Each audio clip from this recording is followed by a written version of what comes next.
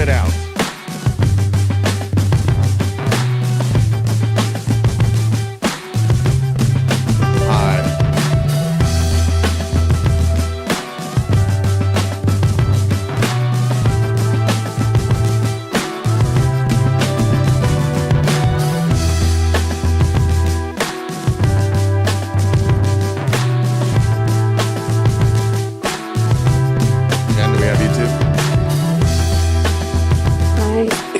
Looks like it. Neat.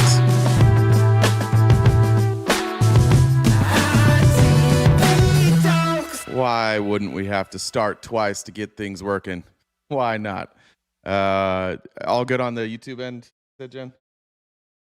It looks like it, yeah. Neat. I don't see their chat coming through yet, but I'm sure it'll get here at some point.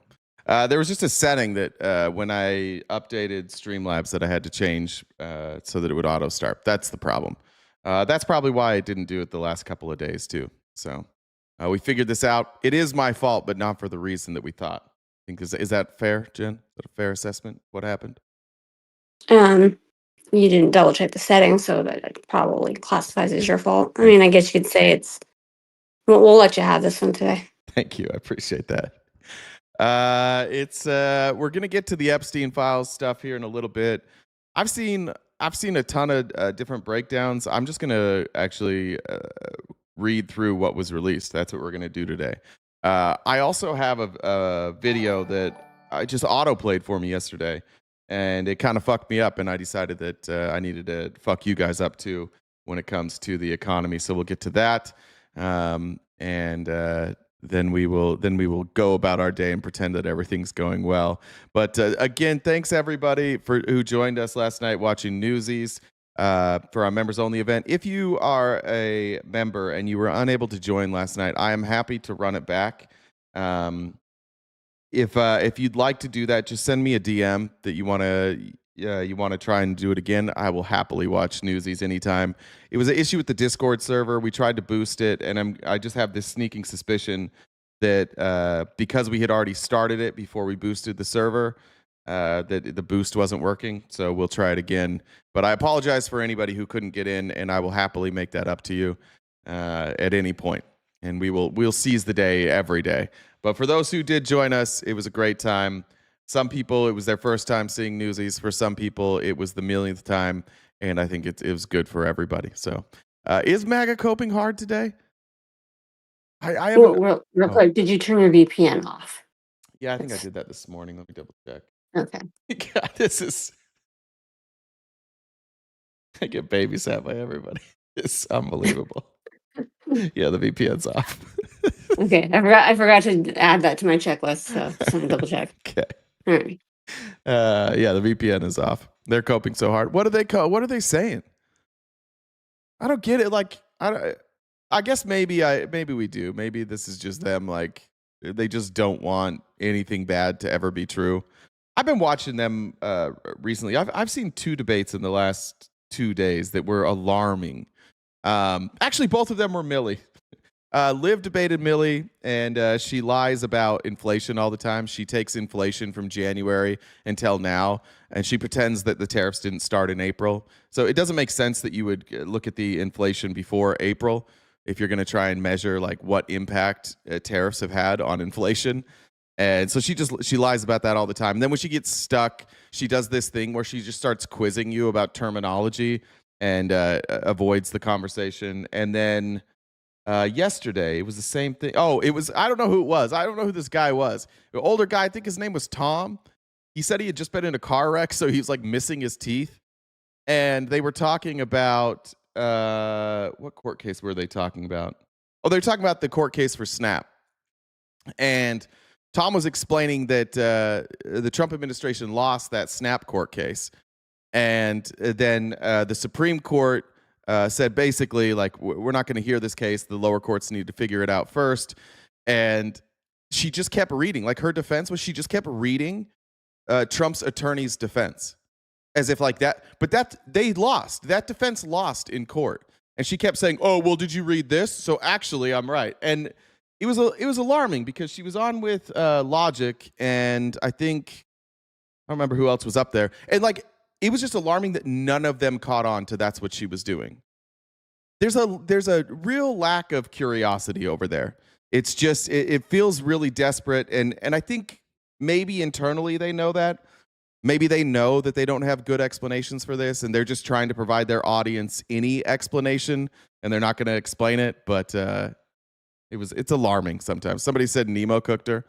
It's not that hard, man. She's a weird debater. She's smart. She reads a lot, but she just plays quiz. And so she just has terminology that she's aware of, and when she gets lost in a debate, she just starts quizzing you and is like, "Oh, you don't know what this term means? Okay, therefore nothing you say now matters." Been weird. I also had like weird beef with that dipshit Mike, whatever his name was. I made a video yesterday. A bunch of people were tagging me, just saying like leftist creators shouldn't be upset that the 8 people folded. And I do want to say this because I actually wasn't going to talk about this, but then that dumb motherfucker DM'd me today, acting all tough. He's like, "Keep my name out of your mouth. Don't fucking talk to me until you learn about me." I was like, "Bro, I didn't talk to you. You have the same person, like one of your mods tags me in your video every single day." And so I watched his videos, and he's accusing us of not going in depth. We go way more in depth than he does. He's on the left. He's just like this moderate. And then he made 3 videos about me today, and he tagged me in all of them, and I responded in the comments to all of them, and he's quickly going through and deleting my comments to make it look like I'm not. Also, not unusual. There's only been like a couple times I've been like really called out on TikTok. One was Booger Bobby, and then this guy. And yeah, that's what you said, Nunya. Every time one of these like mediocre moderate men comes on and like takes shots at me, I get 20 DMs from women saying like, "This dude's a problem." And that happened with him, and it happened with Booger Bobby. So take that for whatever it's worth. But I watched his videos. They're fucking dumb. He's saying that like we didn't understand that what the Senate voted on wasn't a clean CR. Did we not talk about that a million times? Did we not talk about that all day yesterday? I never heard of him either, Beanie. I hadn't either. I thought he was new. In fact, in my video, I was like, people like you come along all the time, and then you're gone in 6 months. And then people are like, actually, he's been around for a while. So I hadn't heard of him either. Welcome, everybody, from the Facts Raid. I would debate what? I don't even know what I would debate him on, Birdie. I tried to do this with Booger Bobby, too. The reality is, like, they don't have an audience, and they're upset that they don't have an audience. And so they start going after creators who they think have a bigger audience than them, and they do it to try and, like, engagement farm, which is exactly why I wasn't going to talk about it, because that's what they want. And there's always, like, this band of, like, pick-me mods around them. Always. They just ignore bad behavior. Now, I don't know Mike. I don't know what his behavior's like. All I can tell you is that multiple people DM'd me and said, "This guy's problematic towards women." That's all I know. I don't know if they're telling the truth. I don't know what he's done. Like I said, I've never heard of this guy. That's just what people said. And I do know that he's deleting my responses. So it'll be the last time we talk about him. But it wouldn't be worth debating. I tried it with Bobby. I thought that we could get, I thought Booger Bobby would figure out that what he was saying wasn't true. And then we quickly realized he didn't care what was true. He just really, really wanted the clicks. Booger Bobby's also a border Bobby. I think Ash maybe coined the frame Booger Bobby. They zoomed in on a video on him, and he had a booger hanging out the whole time. And fuck that guy. But yeah, it has Mike in the username. I don't know what his username is. I think so. I think it's MYKE. I think. Anyways, it was a weird morning. But it was just a weird thing to be like accused of not going in depth. That was a weird accusation. Like, you watch us like that. The biggest criticism we get sometimes is like it gets boring because we go too far into the details. That's probably the most common complaint. And that I say too many potty words. That's another normal complaint that I get. Yeah, Bobby G. Yeah, that's the one. Booger Bobby. His name is I saw that. Handsome. Come on, man. That just sounds like you're masturbating, doesn't it? That's a bad name. Where's his pick me mods? They've gotta get in the way there. But he isn't Brother Bob. No, he's not Brother Bob. We love Brother Bob. All right, let's jump into the headlines today. Thomas Massey's quickly becoming a hero, and I'm just guessing this is another story that's going to break. It's not going to get a bunch of attention today. But this is a letter that Thomas Massey got. Said, I received this troubling letter today from the attorney representing the most recent FBI whistleblower regarding the J6 pipe bomb investigation. Just a reminder to FBI Director Kash Patel, in case this letter is warranted, federal law prevents retaliation against whistleblowers. This was on the outline yesterday, but we haven't got to it yet. They're alleging, let me see if I can even find it. I don't know why I didn't pull this up, but they're alleging now that they know the identity of the pipe bomber. And it's like this lady. Let's see. This one. It's here. In the investigation, nearly 5 years after a suspect placed 2 pipe bombs outside both the Republican and Democratic National Committee headquarters in Washington, D.C. Despite a $500,000 reward, hundreds of hours of video interviews with 900 and some people, still no charges have been filed and no one has been arrested. There are unverified reports about a former Capitol police officer who now works with the CIA as perhaps someone who could be connected. And joining us this morning to break it all down is retired veteran FBI special agent in charge. And I don't know what this is. I don't know what the national news desk is. It says ABC there, so maybe this is an ABC thing. I think there's a little logo there. I don't know what this is, but this is the only video I found on it. Head of the Chicago PD, Jody Weiss. Good morning to you, Jody. Nearly 5 years have passed since this incident. Investigators had no problem, as we know, hunting down every single person in the Capitol on January 6th. Why have we not heard more about this report, though, from the FBI, from the DOJ, from U.S. Capitol Police? What is going on here? Yeah, good to see you, Jen, and happy Veterans Day to all my fellow veterans out there. Thank you for saying that. Yeah, this is really interesting to me. This was an explosive report, it's true. And in keeping with the FBI's tradition, they will not normally confirm or deny any case going on. But keep in mind, this claim was based on gait analysis. That is not standalone evidence like fingerprints or DNA. Gait analysis obviously is like the way that people walk.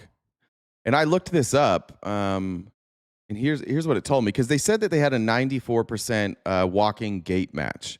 And I was like, oh, that's good. That seems like a lot. 94 seems like a lot. And just 94% can be considered significant, but is not definitively conclusive on its own for identification purposes. The 94% match figure often comes from software algorithms analyzing walking characteristics such as knee flexion, step cadence, and variance.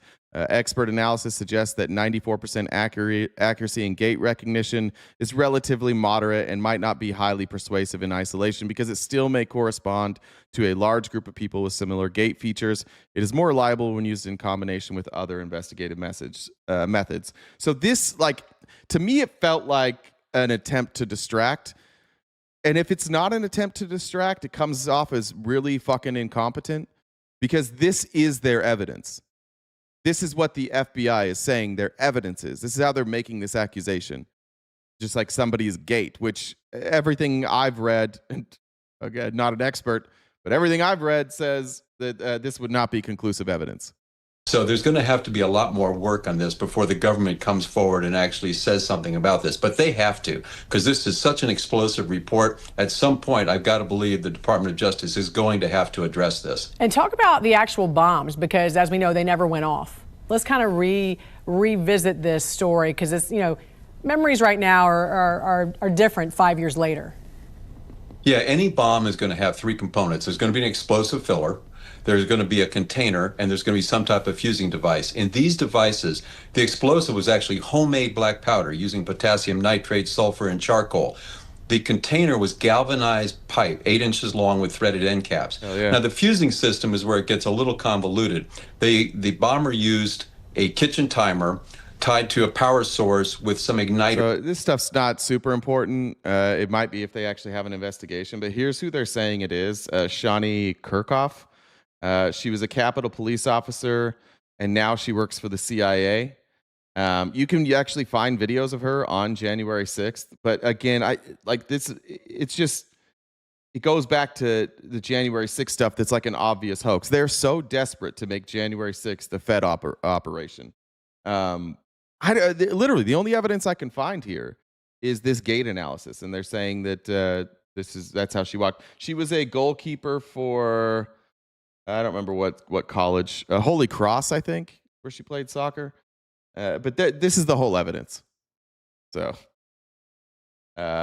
anyways, going back then to Thomas Massey gets this letter that says he sent it to Massey and Loudermilk. Pursuant to 28 CFR Part 27, please accept the following as a protected disclosure from an FBI employee related to serious misconduct by the leadership of the FBI. On November 11th, U.S. Congress received a protected disclosure related to the J6 pipe bomber investigation.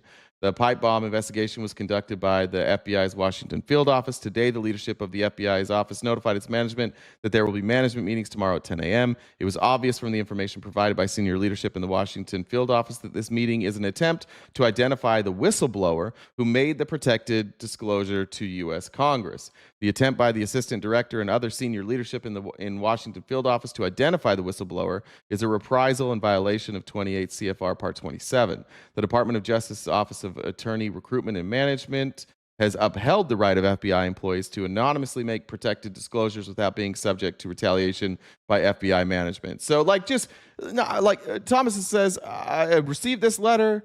Just a reminder to Cash Patel, if this letter is warranted, if federal law prevents retaliation against these whistleblowers.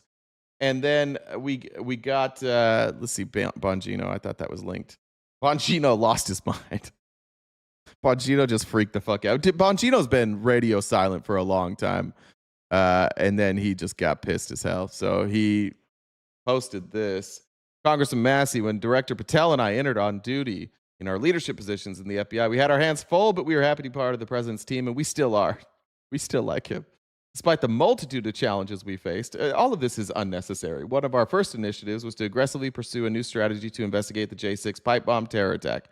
We brought in new personnel to take a look at the case. We flew in police officers and detectives working as task force officers to review FBI work. We conducted multiple internal reviews. We held countless in-person, all right, yada, yada. Here's what we did.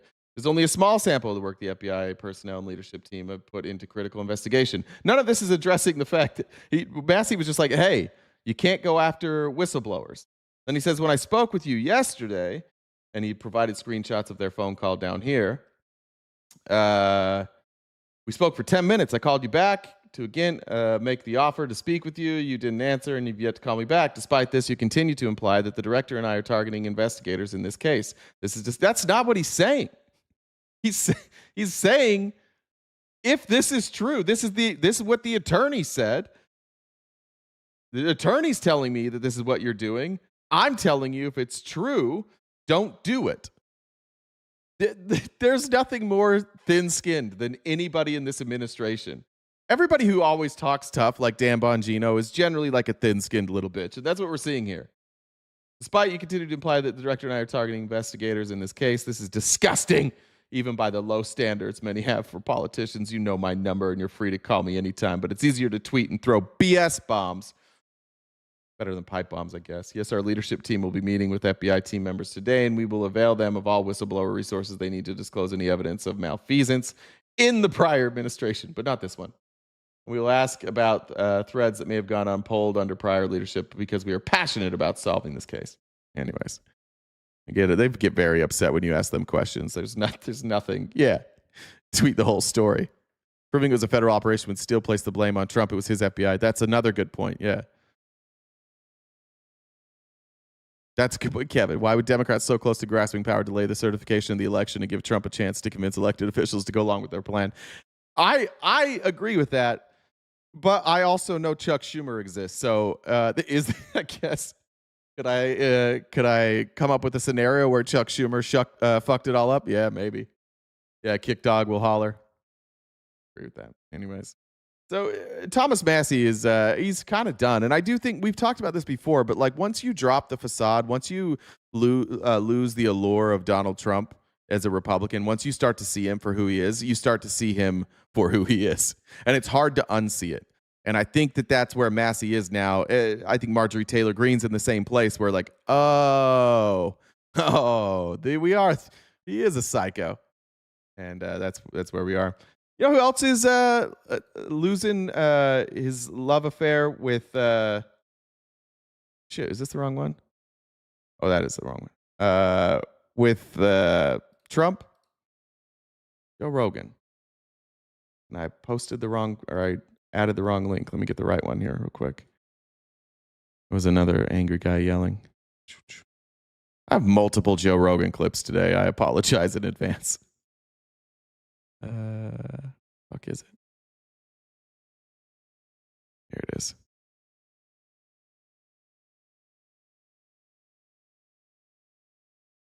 He's also saying they stole the fucking election. And I feel like if you say that, you've got to have some like really good evidence that you could give out. Like if you said to me, if I ran for president and I told you, dude, they stole the election. And you're like, how? I would have an answer. No one has an answer. There's no documentary that's really good. Like no one's like put together like a rock solid, peer-reviewed, paper-supported documentary. This is exactly what happened. This is how they stole the election. Thanks, Belinda. We know that you can do this. We know they did this. We know that these things got dropped off. We know it didn't make any sense. We know there's dead people voted. We know there was ballots that were mail-in ballots that were brought in shipments, and all of them were for Biden. And there was thousands of them, and they swung vote. Okay, if you have that, then you got to make a fucking documentary, a really good one, and put it out there. Or just like any evidence would be fine too. They did a documentary, Joe, and you fell for it. It was called 2,000 Mules, and that's been debunked. But I'm glad to see Joe's coming to his senses now. Everybody could understand it. Because it's crazy that this is 4 years later, and people are still saying that. Yeah, it's crazy. Or you don't want to fix it because you monkey with the elections too. You know, and here is there evidence of that? Well, I do know that a Republican company who bought Dominion, who bought the Dominion voting thing. I believe a GOP supporter bought the voting machines. Oh, really? Right. Yeah. So it's one of two things is going on. Dominion voting system sold to company run by former Republican election official. What? Yeah. This world sucks. This is where it gets. Yeah, you got duped, dude. Look, this should be obvious to anybody. I don't think Joe should get a lot of credit here. This is obvious to anybody who doesn't worship Donald Trump. Like, he got caught in the Trump hysteria and he bought all this bullshit. If you remember, he asked, like, he should have caught it when he interviewed Trump. Here's him asking Trump about it when he interviewed him before the election. But there's something about Trump with especially with men where they just ignore all the red flags. They just ignore everything and they're like, yeah, actually he's great. He asked Trump about this before the election. I want to talk about 2020 because you said I can't take Rogan seriously. He sounds like Kermit. That's fair. Good reminder, guys. We are crowdfunded. Anything you can do to help us knock out that gift goal every day would be appreciated. We got PayPal, Cash App, Venmo, as well as Super Chats and TikTok gifts. I love TikTok. TikTok is great. Yay, TikTok. Over and over again that you were robbed in 2020. Yeah, totally. How do you think you were robbed? Everybody always cuts you off. I'm going to They allow. do. Well, they not only cut you off. Well, what I'd rather do is we'll do it another time. And That's not good. It's not good. The first answer is, I'd love to tell you about it, but just another time. This is the first time I'm coming on your show. I may be president. I'll for sure have time to sit down with you for 4 hours again and explain it to you. I would bring in papers that you would not believe. So many different papers. Yeah, I wouldn't believe him either. That election was so crooked. It was the most crooked election. Okay, but give me some examples of how. Well, let's start Okay. from the top and the easy ones. Okay. They were supposed to get legislative approval to do the things they did, and they didn't get it. If you're interviewing somebody, a good follow-up would be, who the fuck are you talking about? And this is one of those things, like the Republicans that are here, you know that he's talking about Pennsylvania. I know that he's talking about Pennsylvania. He might not know that he's talking about Pennsylvania. But if you're interviewing somebody, you might say, who are you talking about? And should they get legislative approval for what? He doesn't know. I also listened to, there's a awesome Mehdi Hassan special where he brought on Mick Mulvaney. And he asked Mick Mulvaney about this. And he's like, Mick, I don't get it. You were in the room. You know the election wasn't stolen. You were in the room You were his chief of staff. Why didn't you tell him it wasn't stolen? He's like, we tried. He didn't want to. He would not listen to anybody who said that it wasn't stolen. It was just like he'd bring in Patrick Byrne and Mike Lindell. And he would only listen to people who had conspiracy theories. And everybody else in the room that was like, dude, this isn't evidence. They're just saying this. He basically just threw us out. He's like, then he wouldn't talk to me anymore. He just got rid of me. This guy has always only heard what he wants to hear. In many cases, they didn't get it. What things? Anything. When they Legislative made- approval. Hey, Stick, we can always meet in the middle, and the middle is truth. Okay, bud? I appreciate you being here every day. You're here every day. I go after shitty politicians and liars. I spent 2 days ago, I hammered Democrats, hammered them. I don't think anybody's gotten, outside of Trump, nobody gets more shit from me than Chuck Schumer.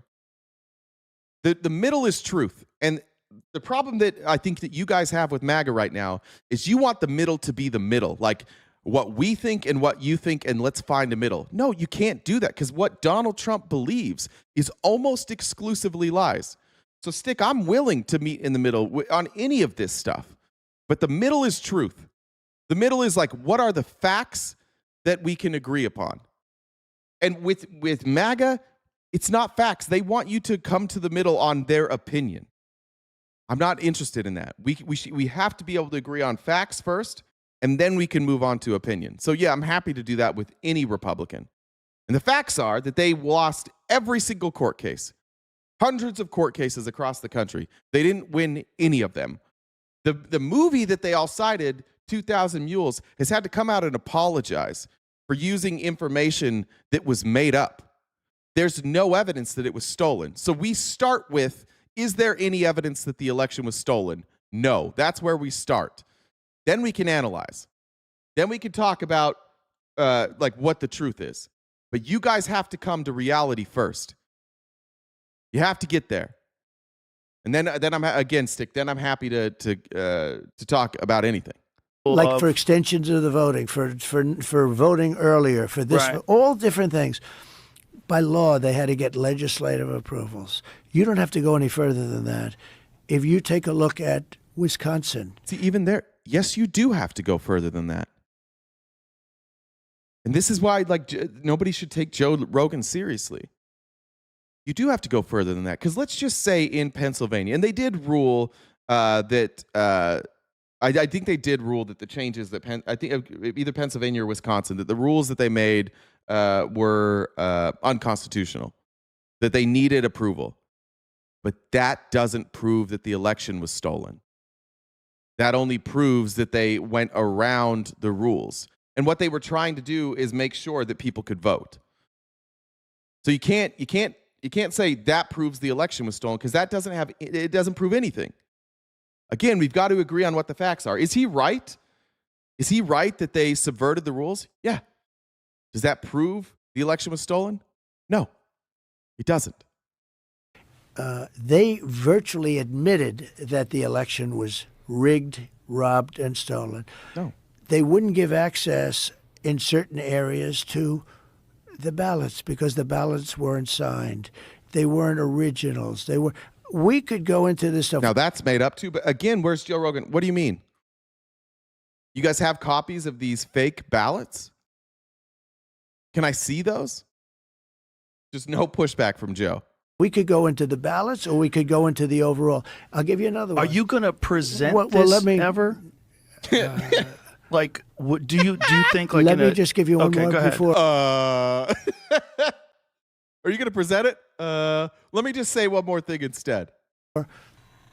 51 intelligence agents come up that the laptop was from Russia. It turned out to be totally false. That's not again. There's a little pushback there. That's not what they said. What they said is that the story that was being leaked appeared to mimic Russian disinformation or Russian propaganda that was already out there. That's all they said. They said when this information comes out, you should check it. You should make sure that it's accurate. You shouldn't just believe this. Go read the letter. That's what they said. They didn't say, don't believe it. They said, it might be disinformation. Check it out. Christopher, thanks, Amanda. 21 former intelligence Good to see you, agents, Amanda. right? They say that made, I don't believe it's this much, but it doesn't have to. I won by I lost by I didn't lose, but they say I lost, Joe, they say I lost by 22,000 votes. That's like 1/10 of 1%, less than that. It's a tiny little thing. 22,000 votes spread over, that's spread. Trump thinks he lost by 22,000 votes in 20. Where's the pushback there? He lost by millions. Over this period. So 51 intelligence agents lied. They lied. They lied. They knew it was. It was Hunter's. It was from his bed. It was Hunter's laptop. They said it was created by Russia. Russia. It was the. They didn't say that. Stick, can we just point out that you asked us if we can come together, and now you're telling everybody that like you're saying you guys will lose in the end? Come on, man. How did you go from let's come together to immediately be like, you guys are going to lose, you'll see? Come on, dude. Be better than that. That's what, yeah, no pushback from Joe there. So I don't know why Joe's surprised now, but shouldn't be. This was actually the clip I did from George Conway asking Mick Mulvaney during this Mehdi Hassan episode. Lawyer, co-founder of the... Now, the way that this worked out is you had this panel here that was allowed to sometimes interject and ask Mick Mulvaney questions. It was largely an interview just with Mehdi Hassan. This took place, I think, a couple of years ago. I highly recommend it. The link will be in the Discord. You can watch the whole thing. It's like 50 minutes, but I want to show this part. The anti-Trump Lincoln Project. George, you were a lifelong Republican. You're now a very well-known, outspoken critic, I think it's fair to say, of the president. Mick thinks it's unfair to talk about fascism, authoritarianism. He didn't accept any of the examples I gave. Why do you think Trump is an authoritarian? Because of the very things that Mick wrote about in 2020. He thought it was possible that Donald Trump would ignore the results of the 2020 election. That's a fascist. That's authoritarian. He's also a pathological liar because he continued after people who came into the White House and told him, you lost. And he didn't want to believe them. He brought in other people. No staff person could prevent him from doing that. He wanted somebody to justify his lies. He is a pathological liar with no moral conscience, no decency, no honor. And that is the problem. And all of those people end up being fascists. You were right after January 6th, and I think it's a disgrace that you now sit here and try to defend him when basically he's done nothing but get worse. I know the information he was getting at the time. And if you were in the White House and every single person who walked in and said, you won, what would you believe? The evidence was to the contrary. They didn't say he won. His own lawyers told him he won. The Justice Department people told him they would resign if they tried to make him. As George points out, the DOJ were telling him he lost. Bill Barr was telling him he lost. The guy's telling me he won was the My Pillow guy. Maybe he shouldn't have been inviting the My Pillow guy into the White House. And maybe that's disqualifying. I don't like the fact that My Pillow guy was a senior advisor to the president. Whose fault was that? Whose fault was that? Donald Trump is ultimately responsible for his advisors. There's no question. So why give him a pass then? Because I understand how the presidency works. It's one of the most isolated. There's never been a president like this. You know this. That's fine, but that doesn't mean it's fascist. All presidents are different. Yes, he is his own thing, and I get that. Isn't the problem, though, Mick, twice now? Show that. This is an amazing interview. There's some stuff in there. I'd only seen clips. I'd never listened to the whole thing. There's some stuff in there, like at one point after they get rid of John Kelly, who was the previous like chief of staff, all the staff was pissed because they liked John Kelly because John Kelly would kind of push back against Trump. And so the staff was upset, and Mick Mulvaney took them out to Camp David. And I swear to God, what he did, the first thing he did is he read this quote to them. And the quote was like, it was something like, this person is saying crazy things. What do we do about it? And they're like, oh, this hasn't been published yet. Who's saying this about Trump? And he's like, it's not Trump. They were talking about FDR. In his book, he talks about, in order to understand Trump, he was reading books about people with personality disorder, about people who were sociopaths. He actually studied sociopaths so that he could better understand Trump and work with him. He just admits it. It's in his book. Basically, everybody around Trump knew this guy was different and was a sociopath, and they had to figure out a way to make it work, which is their job. That's fair. That's his job. His job's to make it work. But for everybody else who's like, he's not a sociopath, the people around him all thought he was a sociopath. All of them. They all thought he was a malignant narcissist. They all thought that he was a pathological liar. They admit it in every book that they've ever written. It's a fascinating, like, 50 minutes. And like I said, you can find that in the Discord. I didn't get to this yesterday, and I promise we'll get to the Epstein stuff, but I wanted to cover some other things that I find a little bit more important. This is, what did you say? Mark Wolf. He was a conservative judge who has resigned his judgeship because as a judge, he's not supposed to, like, engage politically, and he wants to be able to speak freely. So he has resigned his judgeship in order to speak out against this administration. And I think his words are important. I think that there's a lot of cliquey stuff on the internet today, especially with Epstein, and I promise we will get to it.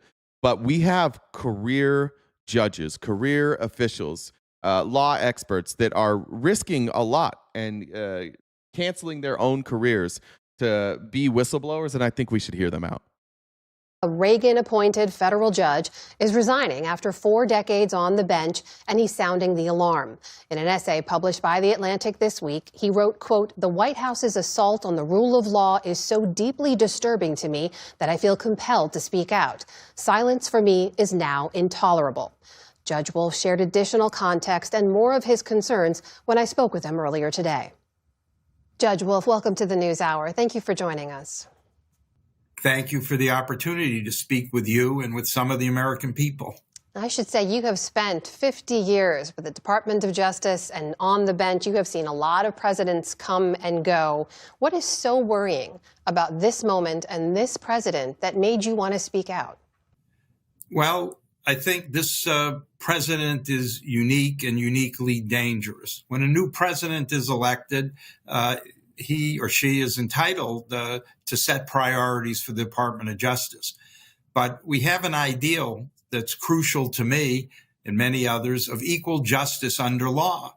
And this president repeatedly, overtly directs the Department of Justice to prosecute his perceived political enemies at the same time that the Department of Justice is not investigating possible corruption by people close to the president and people who are doing things to profit the president and his family. So that's utterly inconsistent with, as I said, this fundamental principle of equal justice under law, to which I've dedicated my professional life for 50 years. And it's personal to me. It's deeply disturbing. Like, the salacious stuff is Epstein, but what's really alarming to these judges is the way that Donald Trump is able to use the government to profit for himself and his friends in obvious crony capitalism, obvious cronyism, obvious corruption. Those are the bigger stories. Like this, the Epstein stuff, I think, is ultimately what's going to break a lot of people, and so it's important for that reason. Because it gets so much media attention that people in Congress they're going to be forced to pay attention to it, and they're going to be forced to expose a lot of this stuff. And I think that will break some Republicans and allow them to look at this stuff more deeply. But for those who are career judges and career law enforcement, this is actually the more alarming stuff. This is actually the stuff that makes you think, uh-oh, did we hand over the reins to a madman? So from your time in the Department of Justice during Watergate, you've seen presidents push the limits of power. You've also seen the guardrails hold. Why are you worried that they won't hold now? Well, I'm worried in part because I think all of the abuse that's been showered on the courts and the judges is causing people to lose confidence in the integrity and the impartiality of the judicial process. When the Supreme Court ordered Richard Nixon to turn over the tapes he made secretly in the Oval Office that had incriminating information about him and his close colleagues, he understood that he had to obey that order because the American people would not tolerate disobedience, and he would have been impeached and removed. I'm not sure, I'm not confident that that would occur today, because when judges, like my colleagues, rule against the president, he says that they're corrupt and they should be impeached. And the judges are not in a position to respond. That's absolutely true. He's right about that.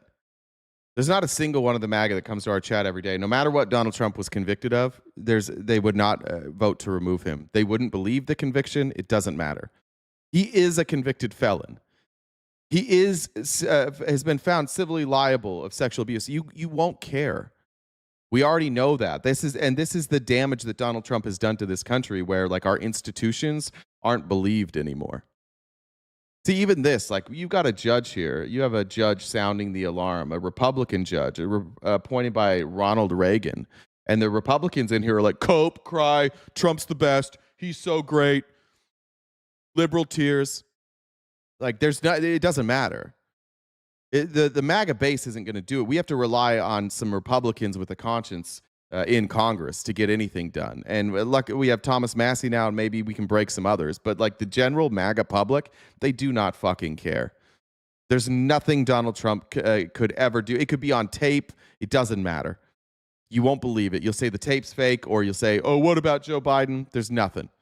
This isn't even cope. Cope is what you guys are doing today. I'm showing you a Reagan-appointed judge, like the father of modern conservatism, the guy that was the god before Trump was the god to all of you. This judge is sounding the alarm, and you're like, oh, yeah, he just probably hates Trump. He's a rhino.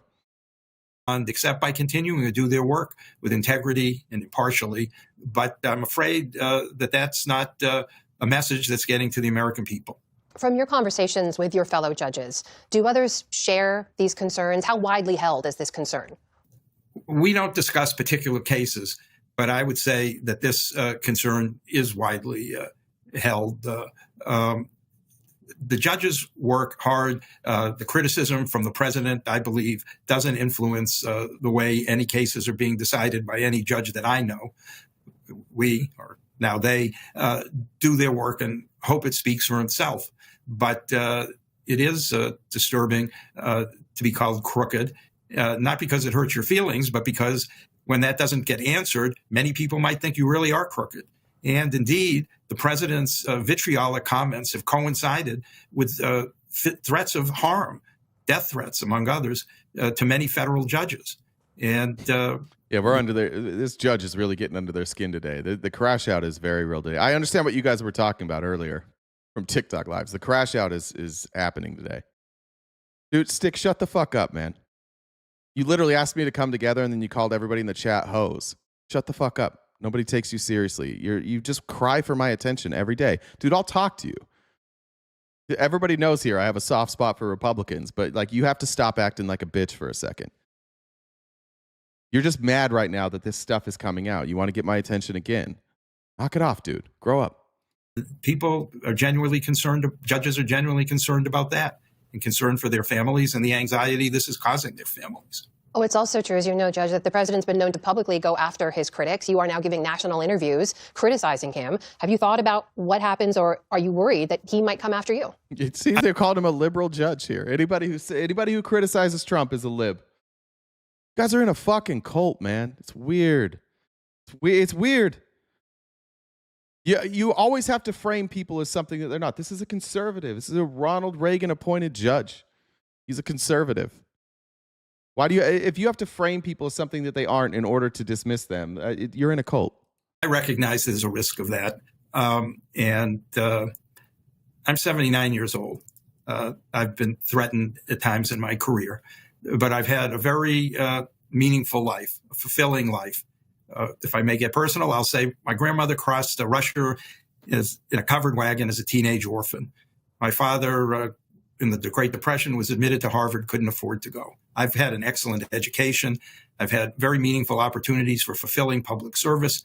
I would like my grandchildren and everybody's grandchildren to have similar opportunities for life, liberty, and the pursuit of happiness as they define it. God damn, doesn't he sound? He sounds like a fucking commie. Land of opportunity? What are you talking about? That I've had. And I certainly hope that neither I nor anybody close to me is harmed because of what I'm doing.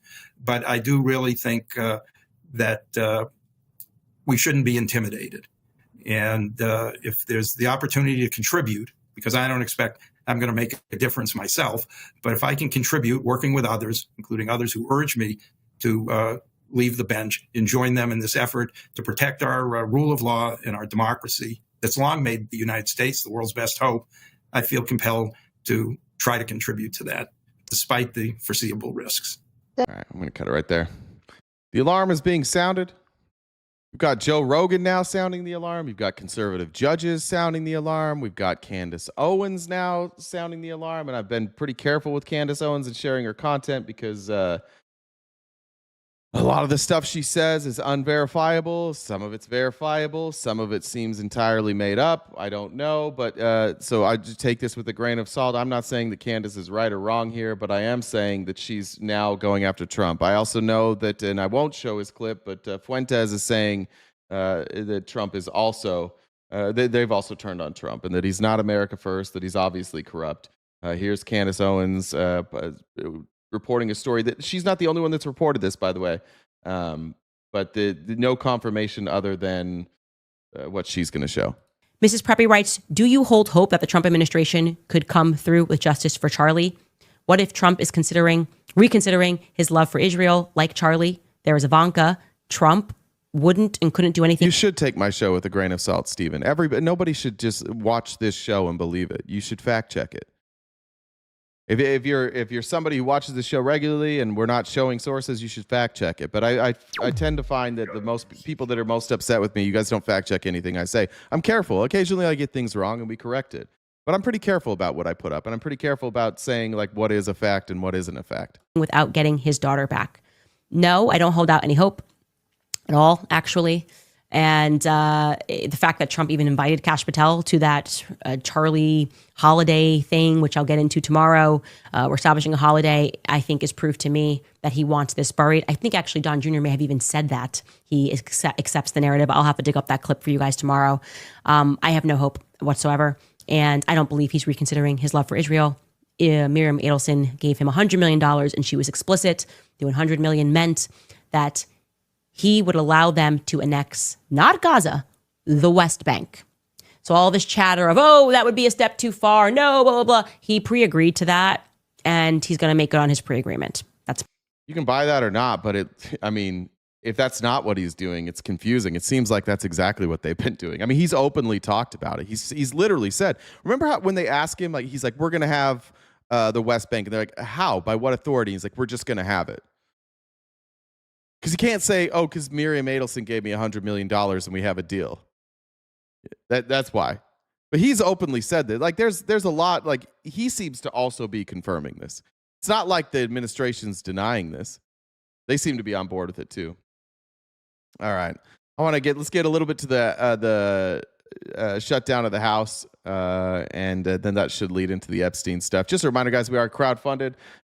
You know the ways to help us knock out our goals. If you could do that, that'd be greatly appreciated. Pink said, who would they actually believe? His own sons? Kirk resuscitates and tell them who? Nobody.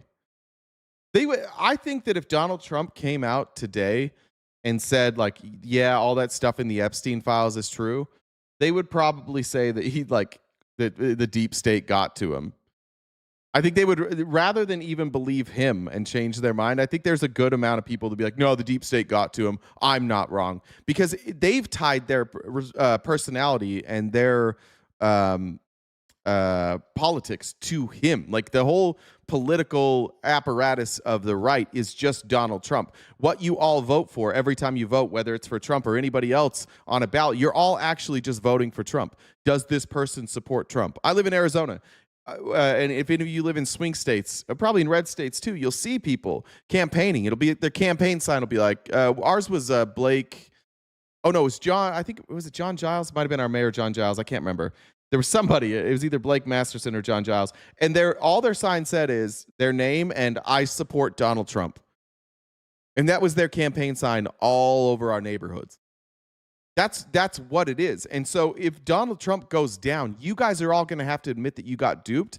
And we've watched you time and time again, when facts are uncovered and they're in your face, you just deny them. I really do think that if Trump winds up being found guilty or even admits any of this stuff, that you guys will say it was the deep state, they got to him, that was their way out. They were basically like, we'll kill you or you can do this and we'll give you a way out.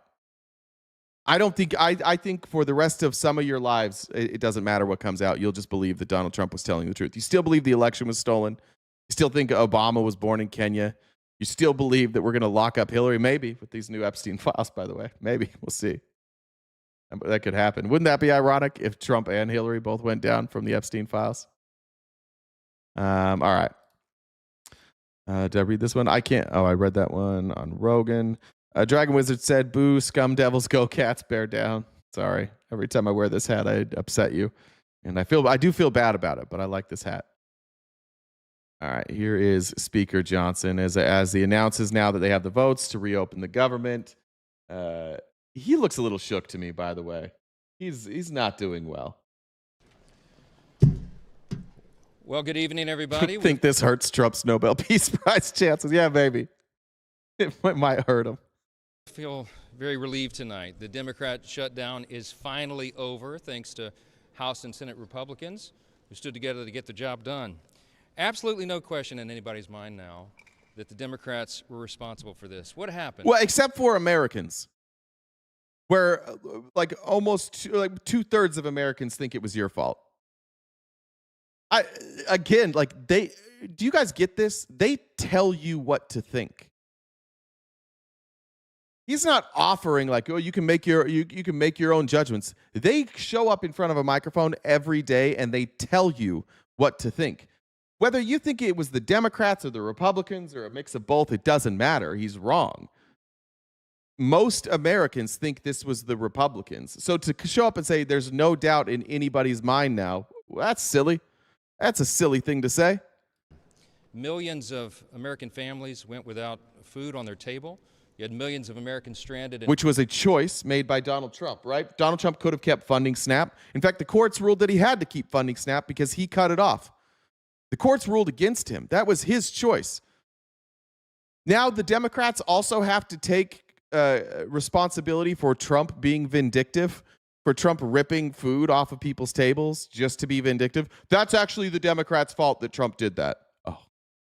Airports, their flights canceled and delayed. You had troops and federal employees wondering where their next paycheck would come from. The Democrats openly admitted, Thanks, many of them said it in their own words, that they used the American people as leverage in this political game. They knew that it would cause that pain to the people, and they did it anyway. They did it for their own selfish purposes, their political purposes, and it was a game they played with real people's lives. It's something that is very difficult to forgive. It's such a wild thing to say. Like, you were there too, dude. This was your team. You guys, this was all of you in Congress together. You all did this. You all played this game together. You guys could have negotiated. It's a weird thing for a good Christian man to do, to show up and blame others and take no responsibility. But accountability is not a value that's appreciated by MAGA. I agree, Frank. This guy, Mike Johnson, has no clue. Say that all this was utterly pointless and foolish. This outcome was totally foreseeable. I said that this would be the outcome when all this began back in mid-September. They did it anyway. Democrats admitted that they used the people as leverage, and they got nothing for their selfish political stunt here. Yeah, that's true. They used, but so did Republicans. Somebody said, it was weird how one of you just said that right before. Was Trump pulling SNAP benefits not leverage? Was Trump firing largely Democrats out of the federal government or furloughing them instead of Republicans? Was that not leverage? They both used leverage. How do we deal with you guys? When you guys use leverage, it's not leverage. But when the Dems use leverage, it's leverage. They didn't achieve anything with this at all. And anyone who studied history would know that shutdowns never yield any positive result. It just hurts people. I said on the House floor a little while ago that we did all this in good faith. From the very beginning, I was insistent about this. Our leadership team was.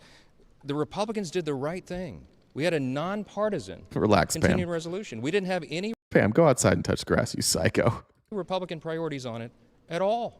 We just said in good faith, let's keep the lights on. Let's keep this going for another 7 weeks so that the Congress can do its work, so they can get back to the regular appropriations process. The way that it is. The work of cutting funding for poor people. The Congress needs to get back to that. Guys, there's still poor people with government benefits. We need to cut all of this. Why are you standing in the way of us taking away funding for poor people? Supposed to be done for the people, so that we're good stewards with their money. That hasn't been done here in a long time. And we said we want to get back to that. Now, I'm pleased that tonight, On the CR, we had 3 appropriations bills that we'll send over to the president's desk in just a short amount of time tonight to get signed into law. That's an innovation too. As you all know, it's been years since Congress actually did separate appropriations bills.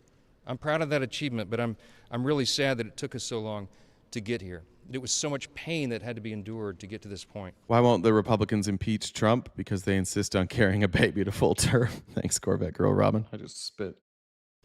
Voters are going to remember which political party played games with their lives. They're going to remember that they did this for their own selfish purposes so that they could look tough. Why is his face getting so red? He knows this isn't true. We have polling on this. He knows this isn't true. This is one of the most like desperate press conferences I've ever seen. Better than swallowing. Get it together. It doesn't matter. Like, it doesn't matter what a single Republican or Democrat or independent says in this chat. Polling says that he's wrong. Whether you think it's Republicans or you think it's Democrats, it doesn't matter. He's saying that everybody knows this. Well, that's not true, bud. Most people are blaming you. To the radical elements of their base, and real people suffered because of that game. So now that we've got the lights back on, we've got the government reopened, the president will sign that triumphantly tonight. And Republicans will get right back to the work that we promised the American people that we will do. We're going to deliver for the American people, as we have been doing. We're going to cut the fuck out of funding for poor people. We got this for you. By American people, of course, we mean the billionaire class. We got you. And I'll leave you with this thought. There's a split screen in America right now. There's a split screen. On one side of the screen, Harry Vansall. Hey, dump supporters, pedo for president 2025. you have President Trump and the Republican majorities in the Congress and the Senate and the House doing the work for the American people. Look what we've achieved in the first 10 months of this year. You can make an argument that it's the most productive season for a new Congress and a new presidency, a new administration, at least in the modern era, maybe of all time. The fuck are you talking about? Inflation's up. Value of the dollar is down. The world is more violent. We're just bombing people in fishing boats. What got done? We have virtually no new trade deals. We've been absolutely they're literally going to back off. Like, one thing that's going to happen this week is, or next week, is that you're going to see coffee prices and banana prices come down, and Republicans are going to come out like with their dicks out, going, "Look what we did! We brought down coffee and banana prices." Because you put tariffs on them and made them expensive. And since we can't grow coffee and bananas, then you dropped the tariffs and the price came back down. And your leaders are going to go, "Look what we did." And you're just going to start like beating it to that, not realizing that they raised the price and then brought it back down. Like, the best things that they've done is undoing some of the problems that they created. Like, at best, that's what you can give them credit for. And closing the border. I'll give you guys that. I don't like that policy, but I will give you that. The border is far more secure now than it was before. Congratulations. I know that's why a lot of you guys voted for him. See that stick if you're still here? See how I can give you guys your flowers? See how that works? We can be honest about what happened here. But for Mike Johnson to say the best ever, Jesus Christ, this has been a nightmare. We'll get to the polling. Donald Trump is the least popular president of all time already. He went from winning all the swing states to the least popular president of all time in 10 months. I guess that is historic. That's a lot of work. I guess maybe, they've accomplished a lot of work. We've made ourselves far more unpopular than any Republican government before. Just in this short amount of months, we got the border secured. We fulfilled that promise. We are working on the crime crisis around the country. We have new trade agreements. We have. Shane wants to remind Mike here that you also tried to slip in some funding, and you don't have a clean CR, bud. You guys also, you've been, this whole government shutdown, you've been saying the reason that Democrats have to vote for this is it's a clean CR. We always vote for clean CRs. Fuck them, nothing changed. And then as soon as you brought Congress back, you made a bunch of changes, and it wasn't a clean CR anymore. So you took that thing that you claimed was why Democrats should have to vote for it, and you changed all that. A return to American energy dominance. We have cut taxes, the largest tax cut in U.S. history, in a literal sense. We're cutting regulations. Yeah, in a literal sense, largest tax cut in U.S. history. And what did that do to our debt? To our debt, it's going way up. Did that drive up wages? Nah, it didn't do that. Amy Lynn said, and need to account for shrinkflation. Sizes of containers won't go back up. FOD said, most productive after longest shutdown ever. Jesus fucking Christ. Yeah, I didn't even think of that. Yeah. They haven't worked since like basically July. They kind of been like hit and miss, but then like a government shutdown that was 40 days plus all the summer vacation and then the vacation before the shutdown. It's been nothing but vacations for them. They haven't done a goddamn thing. They shut down early. Ending fraud, waste, and abuse out of government. We're shoring up the safety net programs like Medicaid so that it's there for the people that desperately need it, and it is not being abused by illegal aliens and by young able-bodied men who are not eligible to receive that. Yeah, and also a bunch of people who are eligible to receive it got taken off too. They're not going to tell you that part. We are doing all this good work. The president, meanwhile, is using his authority to change the world, literally. He has ended 8 wars around the globe. All of this is happening on the Republican side and so much more. That's on one side of the screen, and on the other is the Democrat Party. Yeah. What have they done? Won every fucking election. How about that? They won every fucking contested election. I'm not a fan of the Democrats, but they're whooping your ass.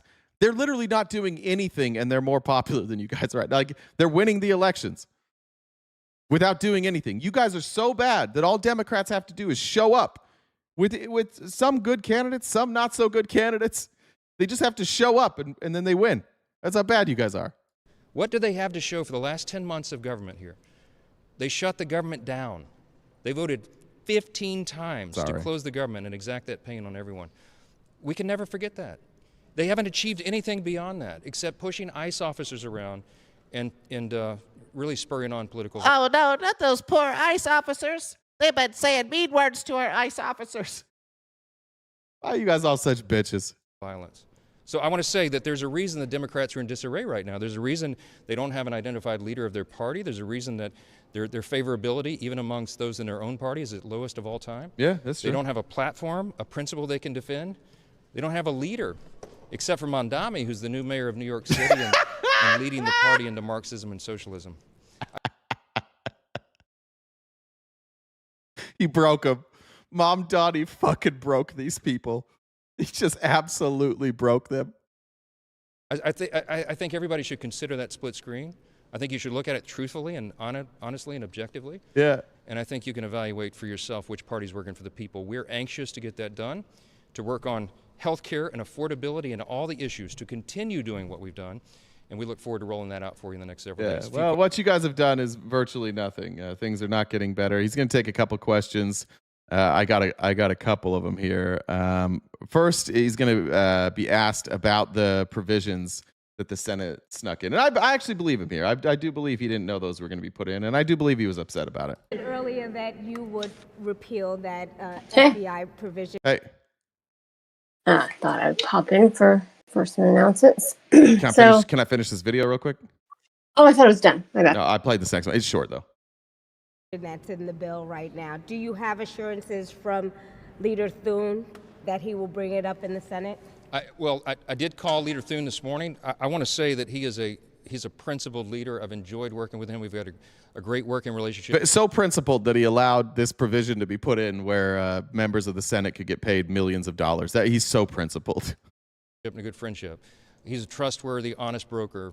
And that's except for when he brokers deals where he sneaks in funding where his friends get paid millions of dollars. He's honest and trustworthy, except for when he's not. Why I was so surprised when we found out about that provision. It was put in our clean CR at the last moment.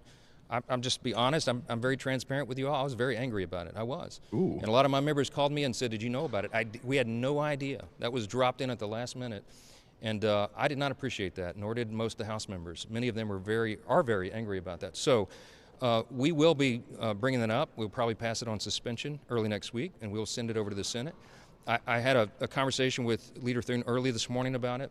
I think he regretted the way it was done, and we had an honest conversation. Not the fact, he doesn't regret that they're going to pay members of the Senate for being bitches, just the way that they did it. About that. I didn't ask him for any commitment at that time because I had a lot on my plate today, and I've been busy ever since that conversation we had early this morning. But I'm going to speak as truthfully to him as I am to all of you and tell you that I think that was way out of line. I don't I don't think that was a smart thing to do. I don't think it was the right thing to do, and the House is going to reverse it. We're going to repeal that, and I'm going to expect our colleagues in the Senate to do the same thing. Yeah. They're just going to vote to leave it in there. Don't worry, guys. They'll get back to it. They'll fix it later. Don't worry about it. All right, Jen. Sorry about that.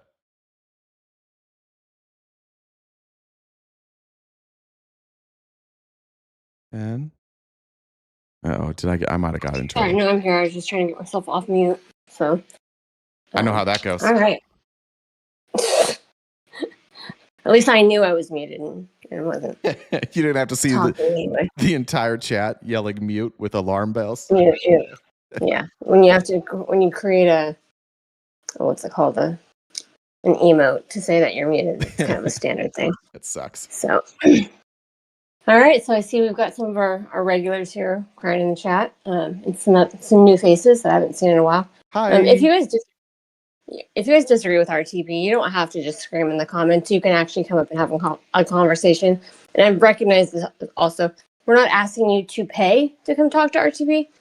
The Venmo username is the same as my Discord username.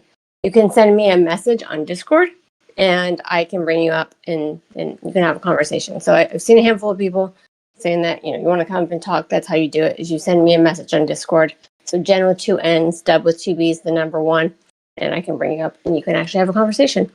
If you haven't subscribed to us already, please do so. On Twitch, you can use an Amazon Prime sub.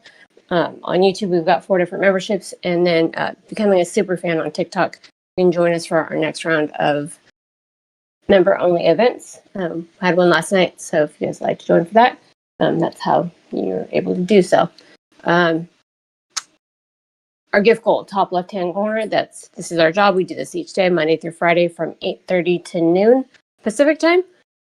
So if we could knock out the rest of that gift goal balance, that would be awesome because we do this each day. And that's how we keep the lights on. So check out the link tree in the bio. We're on most social media platforms. We've got merch, Jay's on Cameo, and we upload these episodes to Spotify. So yeah.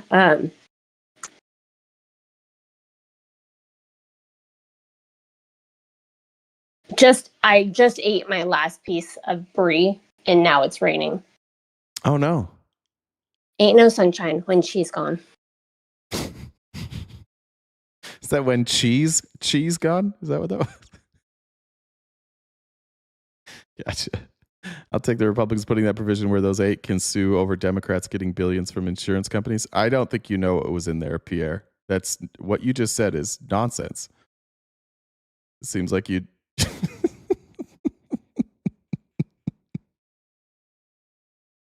Truth hurts. Relax, dude. Everybody knows that there's people on the left and the right on the Epstein list. God damn it! Stop writing. Actually, I'm just tired of you. Get rid of Truth Hurts 777 today. You come in here every time you come in here. You're like, you guys don't have a real president. This is not a real country. You guys all need to listen to me. I'm writing in all caps. You got to go somewhere else. But it gets annoying with you sometimes. You're making the Republicans look stupid, and I don't think they want that. Burnout Medic said, aren't they giving themselves millions by suing the government over January 6th? Yes. Trying to do that. All right, here's Mike Johnson now, because now he's gonna try and sell the American people. If I was a Republican, I would shut the fuck up about this. I would just keep ignoring questions about healthcare.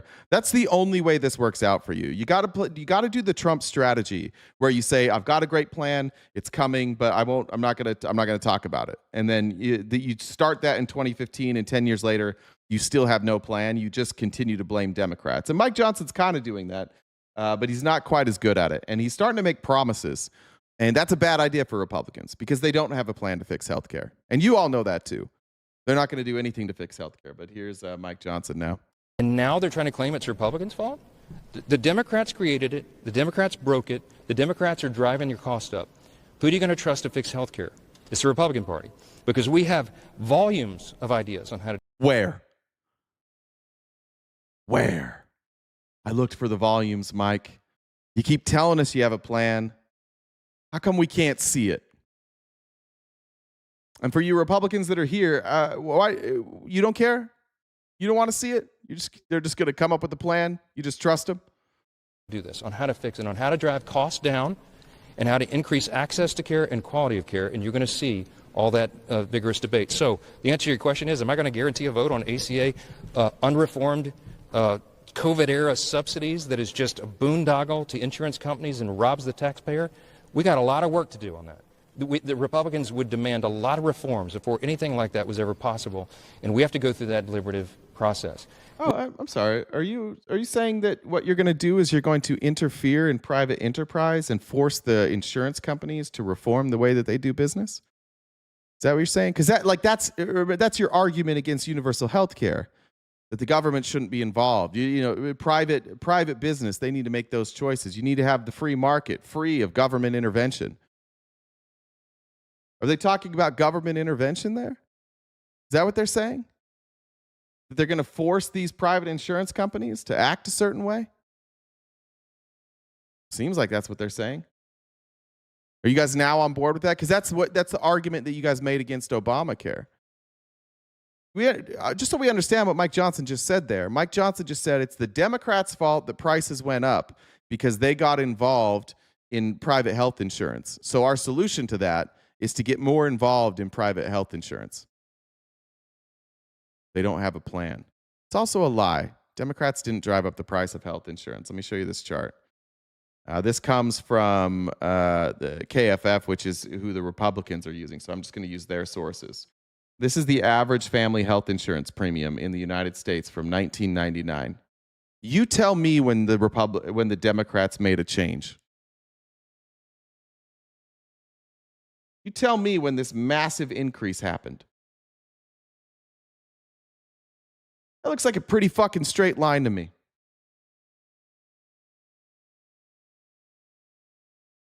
The only one we have is now this projected number. The big increase we have here, it was pretty steady, right? About $2,000 a year on average, it would go up. Sometimes a little less. Sometimes I don't even know if any of the times it was more. I don't know if any. But right here, you have the introduction of the ACA in 2011.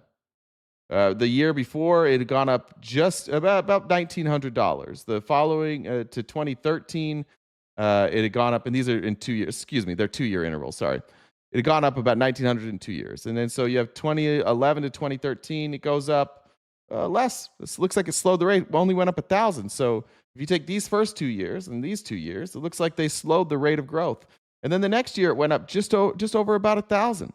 And then the next year went up just over about 1,000. And then Donald Trump came in right here in 2017, and they gutted Obamacare. They tried to strip provisions out of Obamacare, getting rid of the mandates. And look what happened. After that, it went up almost $2,000. So from $1,100 to almost $2,000, just $1,800. And then the next year, it went up about $1,800. Or the next 2 years, excuse me. Then the next 2 years, it went up, what's that, about 1,000, 1,700. And that's the Biden year, but still with the gutted protections. And then we're supposed to see a massive increase for this year. It looks to me like the acceleration in pricing took place about here in 2017 when Republicans stripped the ACA. What is this chart? It is the average family health insurance premiums from the United States. There's the source. This is the source that Republicans are using, by the way. This is what the graph they keep showing. So I'm just using there's a lot of different ways you can measure it. You can measure it by the amount that like you can look at employer health care and their premiums. This basically takes every family's average health insurance price and puts it all together in one. So when I look at this, I see that the acceleration happened about the time Trump stepped in. Hard to see? Yeah, sorry. It's weird. Streamlabs doesn't let me, I don't think. What was inspect? I don't know what inspect does. Let me see if it'll let me do it now. Oh yeah, I can't make it bigger now. Didn't used to. All right, there we go. Is that better? See it better now? All right. Here's 20. So here's what we're talking about. Here's where Obamacare was put into place. And You can see the price increase. You can see the massive jump after 2017 right here. That's when they gutted it. I mean, how do you argue this? Where's the Republicans got quiet? Let's see what they're saying here. I'm reading it. And by the way, this put, at the time, 30 million people that couldn't afford health insurance got added during this time, and it didn't raise prices faster than Republicans by gutting it.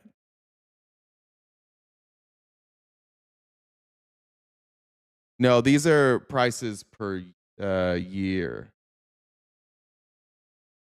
This is your total premiums for the year.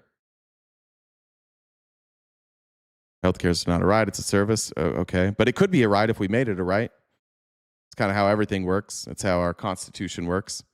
If you believe that healthcare should be a right, then you can advocate that healthcare is a right, and then we amend the Constitution. I don't know if you know this, but owning a gun also wasn't a right until we added it later.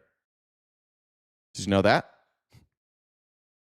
Women's ability to vote also wasn't a right. We added that later. Black people's ability to vote wasn't a right. We added that later. That's kind of how this works. We're allowed to amend the Constitution. I agree. I do think it should be a right. I think it should be. I think that if you are interpreting the Constitution, specifically the preamble, where it explains what the role of government is, I think it's very clear. I think you can make a compelling argument that the role of government should be to provide health care for its citizens.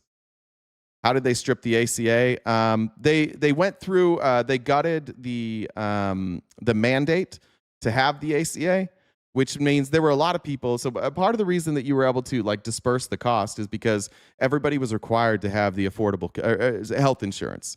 And so there's a lot of people that are younger that feel healthy, and they're like, well, I'm healthy, so I shouldn't have to have health insurance.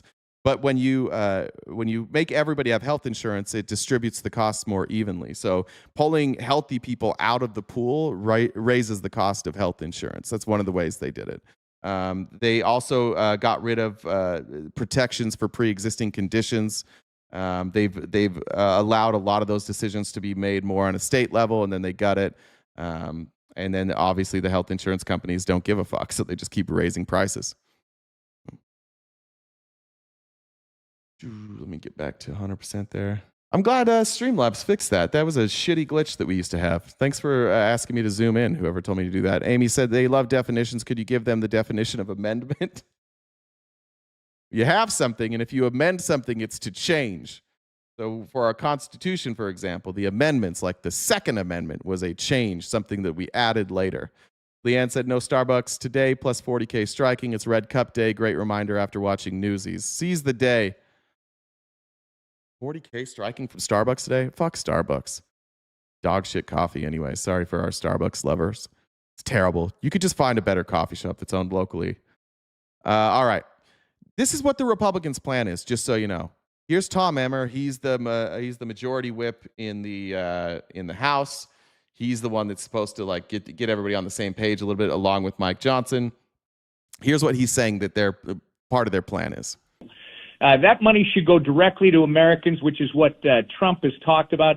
You're going to have to create high-risk pools again, All right, I'll get to the part that Trump's talking about where the money goes directly to people, but I want you to listen to this high-risk pool. What he's now talking about is he's saying we're going to make healthcare more affordable for healthy people by removing people that are high risk and giving the high-risk people their own pool. And then healthy people will have their own pool. So if you're sick, you're fucked. It's going to be really, really expensive. And if you're not sick, great. But as soon as you get sick, you're probably going to get moved in that high-risk pool. So if you get sick, you're going to pay a lot more, which is so counterintuitive because if you get sick, chances are you're not going to work anymore, especially if you're really sick. If you get something debilitating, you don't work anymore. So you probably lose your health insurance and you lose your income. So how are you going to pay for these high-risk pools? This is their plan. Just go back where Minnesota was before this. R. Jizzle, I take calls every day. None of you dumb bitches ever come up and do it. So everybody bug the fuck out of R. Jizzle today. You can message Jen, JENNDUBB1 on Discord. It's the same as the Venmo username, and you can come up here and you're welcome to challenge me on all of this. Every day, somebody exactly like you comes in here and says, this guy's dumb. That's why he won't debate. And then I say, we do take debates. Here's Jen's username. Come up and debate. And then you disappear. We do this every fucking day. Every fucking day, a you shows up and claims that we can't back this up. I beg you guys to talk about this. But you can also go on my YouTube channel and you can watch. I've had very public debates about health insurance, and not once have we ever ended a debate about universal health care where the Republican I was talking to didn't agree that we needed to do universal health care. It's an impossible debate to win for you guys because there's no data on your side. Failed unaffordable care act. We literally based the healthy individuals were able to be in a pool, and you could have competition, insurance competition, that is, for different insurance products within that healthy market. Do you know why we don't have insurance competition? This is another big lie that these Republicans tell you all the time. Oh, the government doesn't allow competition. We have the lines around the states. That's what Trump ran on. We got rid of those like 8 years ago. And you know what happened? The health insurance providers didn't expand. They just bought up smaller ones. And so now we just have giant monopolies. We gave them the opportunity to compete, and instead of competing, they bought up all their competitors so they could continue to raise prices. They want that. They're the ones behind the closed doors telling Republicans like, hey, remember, you guys you're free market. And the people that vote for you are free market. So just tell them this is about free market, and that if they make things more free market, then the price will go down. So they did that, and it didn't happen. The prices went up because they buy up all their competition so that they don't have to compete. This is silly. This is nobody should trust Republicans on this. They've tried this forever. It doesn't work. Right? You could do that risk assessment. Then we had a high risk pool because anybody who knows healthcare understands. You're talking state-adjusted plans doesn't mean that you can't have in-state competition. I think the biggest problem that we're going to have with Republicans is that, one, none of them understand how any of this shit works. Like, they don't understand how healthcare works because their leaders lie to them all the time.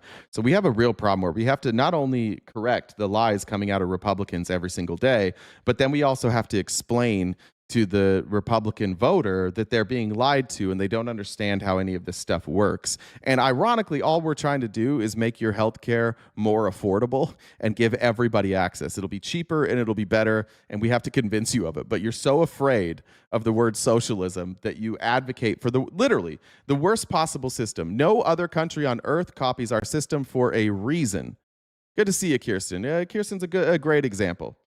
She can share that if she wants. But Kirsten's a great example of a brilliant human being who is tied to her job because of healthcare.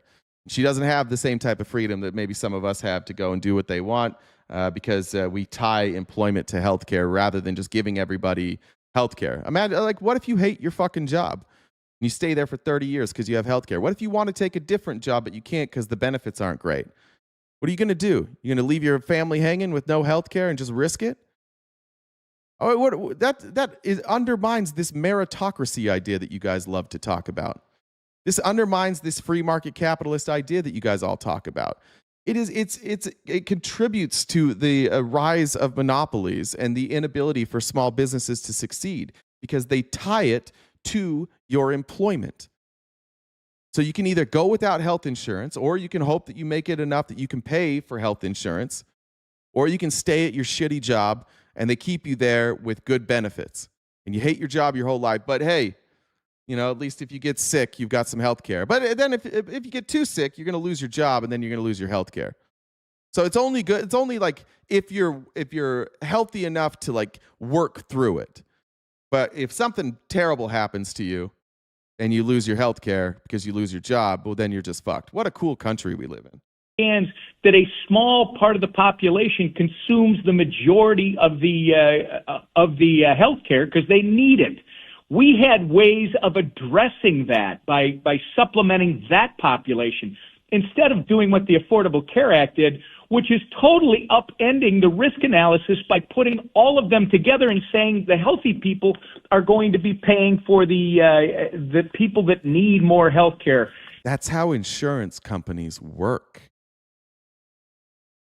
They want more healthy people, or they want to not be forced to insure sick people. I've talked about this family, but some cousins I have that grew up in Las Vegas. I think they're all mostly in New York now, but two of my uncle had a really, really good job, and he had good health insurance. And 2 of his kids were diagnosed with Crohn's disease, and this had to have been 25 years ago. So our understanding of Crohn's disease was different. Detection, like it even took a while for them to realize what they had was Crohn's disease. And about the time that those 2 kids who had gone through college, they'd gone through high school, they got the coverage they needed. About the time they were about to lose health insurance and be screwed, my aunt and uncle were trying to figure out like what they could sell to make sure that their kids could continue to live, because they were going to be kicked off of the parents' health insurance. And then the Obamacare, one of the provisions in the ACA, extended the amount of years you could stay on your parents' health insurance. And they basically forced these health insurance companies to keep people on. And then they said you also can't get rid of somebody or you can't deny somebody for a pre-existing condition. Had Obamacare not come around, my 2 cousins, who are doing very well, would not have been able to get care. Maybe wouldn't have lived. Maybe wouldn't still be here today. It saved their lives. And now they're living, they have families, they have children. We understand Crohn's disease a lot more. They've gotten the surgeries that they need, and it's under control, and they live like just very normal lives. You would never know that at one point both of them had colostomy bags as teenagers, and that they thought that maybe for the rest of their lives they would have a colostomy bag. I don't know if that's the right word for it. Is it a colostomy bag, or is there a different word for it? I might be saying that incorrectly now that I say that. It was a tube that came out of their side. Is that what that is? It's correct? Okay, thank you. I didn't know. It saved a lot of people. And what Republicans now are talking about is undoing all of these protections for people and saying, hey, if you want your health insurance to be cheaper, the only way to do that is to make sure that your health insurance provider doesn't provide health insurance for any sick people. Just people who are healthy. That's the only way for you to get your prices lower, they say. And that sucks, because I can look across the ocean and I can see all these other countries with healthcare that is far cheaper than ours. And there's no deductible and there's no copay. And we look at their outcomes. They're healthier. They're living longer. There's no such thing as medical bankruptcy. It's the number 1 cause of bankruptcy in this country, medical bankruptcy. They don't have it over there. It's cheaper and they're healthier. What more evidence do you need? Indoctrination is so very real in this country. It's one of the reasons that I don't like that we talk about Christianity so much. I think that, and this isn't unique to America, but if you think about any country that is deeply religious, their healthcare usually isn't very good. I think there's just something about people who believe that God is in control of everything and everything happens for a reason that allows them to ignore like medical advancement, and especially in medicine. Rory said, Dollar Train. Berserker said, sounds good, Emmer. Make sure your government benefits are set up the same way. Yeah, I'm sure they'll drop their own health insurance. I'll update that in just a sec, Jen. Let me make sure I got all yours. Shane said, I'd rather have a democratic socialist than a neo-Christo-fascist. Awesome. Instead of dealing with the people who need more health care and allowing healthy people to actually have competition in their marketplace as well. Yeah. So that's their solution. This is what Republicans, the volumes that they come out with, they're just going to be like, hey, fuck sick people. We can bring your prices down, but we're going to have to let some people die. Here's Trump's idea. That money should go. This is dumb. I don't know who's around Trump. Somebody should stop him from saying dumb shit and floating dumb ideas. This doesn't even make any sense. You know, their stock prices have gone up by 1,000% in many cases, 1,000% over a short period of time. Yeah, after you guys gutted the ACA, by the way. Because our country stupidly pays them so much money with this Obamacare scandal. So I want the money to go directly to you, the people. And you'll go out and you'll buy your own health insurance and you'll negotiate different plans and you'll get much better insurance and you will be an entrepreneur for yourself. One, that's not what an entrepreneur is. Two, that's already what you do. If you want to get insurance through the ACA, I'll just show you how to do it. Like, what he's advocating for is what we have. You go to healthcare.gov. I don't have this, but we're going to browse plans and costs. There we go. You're going to go in through here. You're going to tell us that you're going to say about the, oh shit. No, I'm not. Skip. Say it's just me. See, I want to skip all the questions. Okay, gotcha. So you'll go in and you'll fill out your information, but this is going to let me skip it. Now, this is going to tell me what the cost would be at different places. Now, you'll notice here, this is Oscar Health Plan. That is a private insurance company. The deductible will be $9,000, $10,000 out of pocket is the individual total. And it's going to tell me my premium every month is $371. Now, when I go through here and I pick a plan, if I've entered all my information, it's going to let me know if I qualify for some government assistance. And rather than now wasting time and having the government send me a check for this money, they're just going to send the check to the health insurance company themselves. So the only difference in Trump's plan here would be I would go on and I would pick Oscar or Antidote or Imperial, or there's another Oscar one, another Antidote. I could pick any one of these. And instead of the government automatically sending a check to them to subsidize it, they're going to send it to me, and then I'm going to take that money and I'm going to put it in my bank account to cover this. There's no difference in what Trump is proposing is what we already fucking do. The only difference is now we're going to waste time and money by mailing you a check. Cool. When I tell you they have no plan, I mean they have no fucking plan. Their plan is to don't give health care to sick people and then do exactly what we're doing already. No, this does make complete sense. What Trump is saying makes sense. It doesn't make a difference, and it's a waste of money.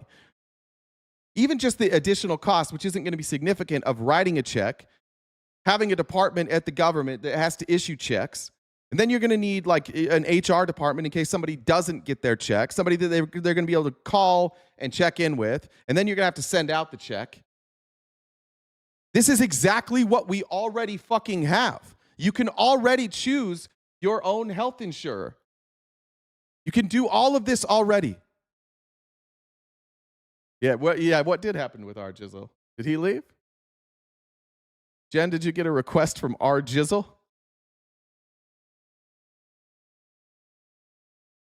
I did, but he stopped responding. Can't believe it. Who could have seen that coming? Who could have seen it? It was out of here. Anyways, that's why nobody trusts the Republicans. They don't have a plan. They're rolling out just nonsense. What if we just did exactly what we're doing, except for we didn't give health insurance to sick people? Will that make it better?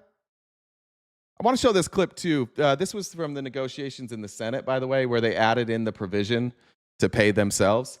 This is an edit done. I think it was House Democrats did this, was it? Senate Dems. I think they're the ones that put this video together. But watch this. This was a smart move. This is clearly staged. This is clearly meant to be clipped. Democrats knew what Republicans would do here. But Democrats put the Republicans on record and said, all right, look, we could have the ACA subsidies extended if maybe we undid some of those breaks that you gave to rich people. What if instead of giving that money to rich people, you gave it to people who needed health insurance instead? And they forced them to object every time. And this video is unbelievable. Amy said, and look how long it's taken to get those 5K checks he promised from Doge. We still don't have those. Still no Doge checks. Still no tariff checks. God damn, you'll be waiting decades to get your check for your premiums. It's a good point. Renee said hello from Cottonwood. Hey, Renee. Oh, I love Cottonwood. Already tell that this narrative is about how we're all about the wealthy. We can save health care for millions of Americans if we strip out tax giveaways for individuals making more than $10 million. Okay. Good deal. We'll pay for it. And the tax breaks that you gave to people making 10 million or more, they lose their tax break. But then we can pay for people who need help with healthcare. Are you guys good with that? Yes or no? No. No's appear to have it. No's do have it. Okay. We can let's see if maybe we'll change the number. Let's maybe move it up a little. Help parents be able to take their kids to the doctor. We can keep seniors in their nursing homes. If we strip out tax giveaways for individuals making more than $100 million. Oh, well, certainly. The people making over $100 million, they don't need a tax cut, especially if instead of paying for ACA subsidies and helping people that are poor with insurance, maybe the people that make $100 million just don't need to have their taxes cut. What do you say, Republicans? A year. Nay. No's appear to have it. People are going to die when 17 million people lose their health care. And for what? To give an average $250,000 tax cut to the wealthiest families. This amendment would just say no tax cuts for people making over $500 million. $500 million. Certainly they don't need a tax cut. We could just pay for the ACA subsidies. We can pay for poor people. It's certainly, and it's not taking it from them, right? This isn't an additional tax. This is removing the money that we gifted them through a tax cut. You don't get that anymore. All opposed, no. The no's appear to have it. So my amendment is really simple. People making $1 billion. All opposed, no. The no's appear to have it. The no's do have it. Motion's not agreed to. They're for you, though, right? America first, right? Already. Pretty apparent. They're just lying to you so that they can give their friends tax cuts. Yeah, well, if you can't afford health insurance, you don't deserve it. That's what I always say. Prices are too expensive. I fucking hate how these prices are going up. What if we made some changes so it was cheaper for you? No, socialism. Okay. All right. You can find it. You can find any of these videos that I show in the Discord. Who's doing it today? It is Kim is doing it today. So if you join our Discord, which is free, the entire outline, which you can see, it looks like this on the day. Everything in pink is what we've covered so far. And as we're going live, Kim is dropping those in our Discord. So you can get anything we cover every day is available in the Discord. And thanks, Kim, for doing that today. I forgot what this was. I put a bad highlight here. Oh, yeah. It's also important to go back sometimes and check on this administration. I know it's only been 11 months, but it may be time we check some receipts. What is this? Is Arjizzle still commenting?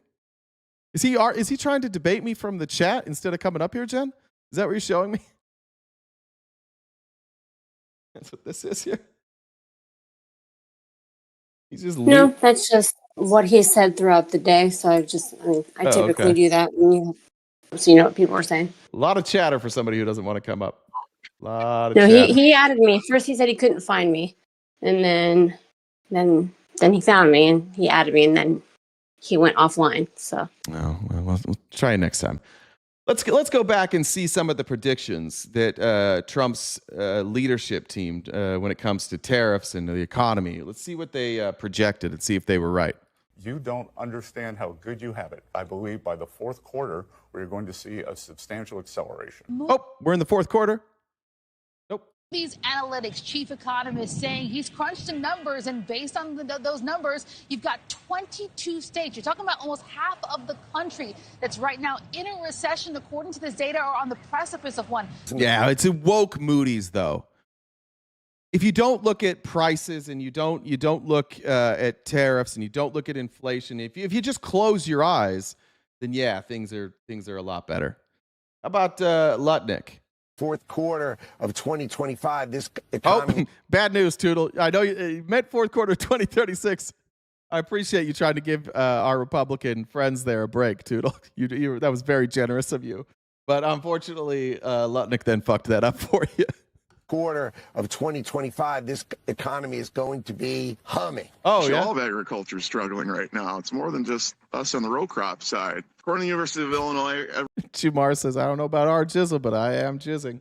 Thanks, Jamar. every farmer is going to lose about $100 an acre. So I would expect third, fourth quarter, we are going to see a substantial acceleration. John Deere is laying off people, and Case IH is laying off people. And that's all due because of the fact that we have no income. Okay, the Donald Trump economy. We own the economy in the fourth quarter. U.S. consumer inflation accelerates. Weekly jobless claims approach a 4-year high. Axios reported that, quote, grocery inflation is the highest since 2022. I think we're going to really pick up in the fourth quarter. The latest employment snapshot from the Bureau of Labor Statistics paints a bleak picture. Only 22,000 jobs were added in August, and black unemployment reached 7.5. By the way, I think that I want to be careful because I think that this is potentially something that could be clipped out of context or taken out of context in this moment. And I want to be clear on this. When I am struggling, when I am frustrated, when things aren't going my way, I laugh through pain. I mock through pain. So I want you guys to know that I know that there's people in this audience right now, all of us, who've seen our prices go up and our future looks bleak. And that's not funny. But it's the only way. That's how I deal with it. I'm a child, and so I want you to know that as I make jokes here, it's a coping mechanism. The Republicans are right on that part. Like, this is cope for me. I fucking hate this. So just for anybody who I know that a lot of you have been with me for a while, you understand that. But for anybody who does feel like I'm being disrespectful, I am a bit of a child, and I apologize for that. But I understand that people are hurting. It's just what I do. So gallows humor. That's correct, Lisa. 5%. Its highest level since October of 2021. I think we're going to see it in the economic numbers in the third and fourth quarter. In the third and fourth quarter of this year? Yep. That's fascinating. Announced corporate job cuts. Now he's saying next year, sometime mid next year, then we'll see it. Guys, it's just around the corner. Don't worry. It's always with the Republicans. It's coming. All right, it'll be here. Yeah, we're going to lower the deficit. When? Next time. Next time we'll do it. In the U.S. surging past 1 million so far this year. He said you ain't seen nothing yet. I think we're just going to accelerate third, fourth quarter. With 153,000 new layoffs announced just in October, according to Challenger, that is the worst October since 2003. In the fourth quarter, you will feel the power of Donald Trump's economy. Let's just show, again, people say, oh, do you think it would have been better with Kamala? What, you really think things would have been better with Joe Biden? Yeah, let's compare. 11,000, let's compare the numbers. Moving average of private sector job creation in the ADP preliminary report down 11,000 on average over the 4 weeks. So that would equate to a month-on-month change of minus. Oh, sorry. Rich said, thanks, Jay, you and Jen, for your help last night. That was mostly Jen, Rich. Thanks for being there. And sorry again for the frustration of getting in on the Discord. We'll watch it again. Almost 45,000. And just to explain, first of all, in the middle of the shutdown, we're trying to bring viewers every single bit of alternative data we have. ADP is something we follow closely. They've begun putting out 3 times a month, a lagging by 2 weeks. So this is for the week. Yeah, this is another problem here, Matt. We're not whining. We're pointing out that your side is lying. And this is like your victim mentality. This is the person who gets caught cheating and then tells their partner, why are you so obsessed with this? No, we're pointing out your lies. That's what we're pointing out. And I don't know why it doesn't bother you guys. You get lied to all the time, and then you get mad at us for pointing it out. You guys are whining. No, your president, this entire administration is telling us that inflation is going down. It's not. It's going up. They told us by quarter 3 and quarter 4, dude, this is just I don't know why you want to be such cucks to the government. I would do this. I would do this with any government. Why don't you do it? Have some self-respect, Matt. They were wrong, and now they're lying about it. Don't be upset at me. Be upset at them. Ending October 25th, index of average weekly job growth over the 4-week period. That is down by 11,000. somewhat in contrast to the month-on-month that we got last week, which was plus 42,000. So it does suggest some weakening as the month of October went on compared to what they had from September to October. Remember, this is a weekly index. Yeah, there's no way you think prices only started up in the last 4 years. Yeah. That comes out 3 times a month. This is down 11. It's not going well. I don't know who made this cartoon. Let me get the name of them. I'm just going to be petty and kind of a prick right now, but this is. It's not them. It's not them that posted it. Did I write the name on this? All right. The person who posted this is ML Smith. I'll see if I get a username on this. I want to give them credit. This is called repeating history. The reason that a lot of us are so sure about Donald Trump and we're so sure about like what the outcomes were going to be of this economy is because what Donald Trump's doing isn't new. It's what Republicans have been doing forever. And we already know the results of what happens. What happens when you cut taxes? You massively increase the deficit and you increase inflation. That's what happens every time the Republicans cut taxes. 60% of what we owe under the debt, it comes from Donald Trump and George Bush through tax cuts. We know what happens.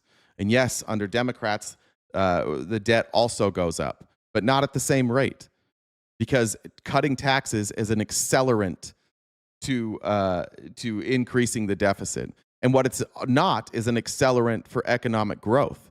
If you look at GDP growth and you take the tax cuts in the years post-tax cut, you don't see the accelerating GDP growth. In fact, usually where you see the most, the biggest recovery of GDP growth is once the Republican has been president and then Democrats get control. And then Democrats go and they undo these tax cuts and they invest in the economy. They invest in middle-class businesses. They invest in education. They invest in infrastructure. They do things like the CHIPS and Science Act. And you start to see growth in the economy.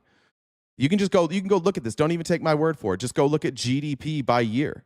GDP growth by year. Usually it's broken down quarterly. So you can look at the quarterly GDP growth. And you tell me where this massive growth from Republicans comes from that they always brag about. They always, we're going to cut taxes and it's going to accelerate growth. It doesn't. At best, it's average. Like Donald Trump's first term was pretty average. It had like marginal GDP growth and it was slowing. And most people were warning of a recession. And we would have had a recession if COVID didn't show up. But because COVID showed up, Americans were able to be convinced to inject a bunch of money into the economy, which artificially propped up our nation's economy and allowed the stock market to continue to grow. It gave people access to cheap money. We had SBA loans. We had lower interest rates. And we were able to stave off a recession. But had we not had COVID, there wouldn't have been this mandate for massive injection of funds. And ironically, it's like Republicans complain about that. But that's what you guys always do. It's what you're doing now. You guys are taking federal money and you're trying to inject it into the economy to keep it afloat so it doesn't crash under your leadership. And if you guys can stave it off, if you can make it all the way through 2026 and Dems win back the House, then you'll get to blame it on Democrats. And you guys will all go with it because that's just what you do. And even if it happens in 2026, you're going to be like, oh, the Democrats wouldn't let us do what we wanted, so they actually crashed it. It was their fault. No matter what, it's going to be Democrats' fault. You never look at data. Repeating history, the collapse of Trump Taj Mahal and the American government. In 1991, Donnie opened the Taj Mahal Casino, telling I figure if we did this, Republicans might be able to understand it. Everyone it was the biggest, best, most amazing thing ever, and that it was going to save the local economy, and that it was the 8th wonder of the world. In less than a year, the Taj Mahal defaulted on its debts and filed for Chapter 11 bankruptcy. This story is repeated in nearly every single company or endeavor Trump has ever run. The only ones that have ever been successful are those propped up by the Russian mafia. And that is exactly what's happening right here and right now with our nation. He ran the Taj Mahal at a massive deficit and is doing the same to America, widening our debt by trillions. You know what he did with the Taj Mahal? I don't know if people realize that. And the reason that this matters is because it's the way that Donald Trump runs businesses. He leverages other people's money, and then when it fails, he's not on the hook for it. So like with the Taj Mahal, for example, he did have to leverage some, and there's some Epstein connections there, by the way. They shared the same personal banker. But what the banker would say, his personal banker would go out and he would say, look, I understand that Donald Trump isn't worth this amount of money, but he generates so much publicity that his brand is actually worth more than you're lending him. So you're getting a deal. And Donald Trump goes to these other lenders and he financed all of the renovations. He wanted the Taj Mahal to be the greatest and most, I guess 5-star high quality casino in the world. And so he invested massively on little things, but he didn't have the cash to back it up. And he wasn't aware of changing economic conditions that would mean a bunch of people would stop going to Atlantic City and dumping a bunch of money because people were tightening up. It's the same thing you're seeing in Las Vegas now. They're begging people to come to Las Vegas now because people are tightening up. So Trump was unable to see the economic indicators, which is the case with a lot of these people because it's rose-colored glasses all the time. And so he leveraged a bunch of other people's money. And then when it failed, Donald Trump went to them and he's like, hey, I know that you guys want me to collect, and I know you're upset with me because I can't repay these loans, but how stupid are you going to look that you actually gave me that money? And they're like, that's true. We are going to look really stupid because we gave you loans you should not have qualified for. We bought the hype. And so the banks actually paid him money. They gave him a monthly stipend to live on so he could go out and talk about how great things were. And their hope was that he was so good at PR that he was going to be able to reverse this by going out and talking about, oh, actually, we're not struggling. We're actually doing great. Everybody should come here. This is the greatest casino in the world. Atlantic City is the hottest city in the world. You'd say that. Does that sound familiar? America's the hottest economy in the world. It's all vibes with him. So he went out and he did this end run, and they thought oh, this is our only chance, and it didn't work. It all fell apart because ultimately Donald Trump's hype can't keep up with people not having money. And so he bankrupted the casino. It's the exact same strategy he's doing now. He is spending enormous amounts of money, saying that don't worry, we're going to make everything so cool. We're going to make America so great that everybody's going to come running back, and then we'll have all this money.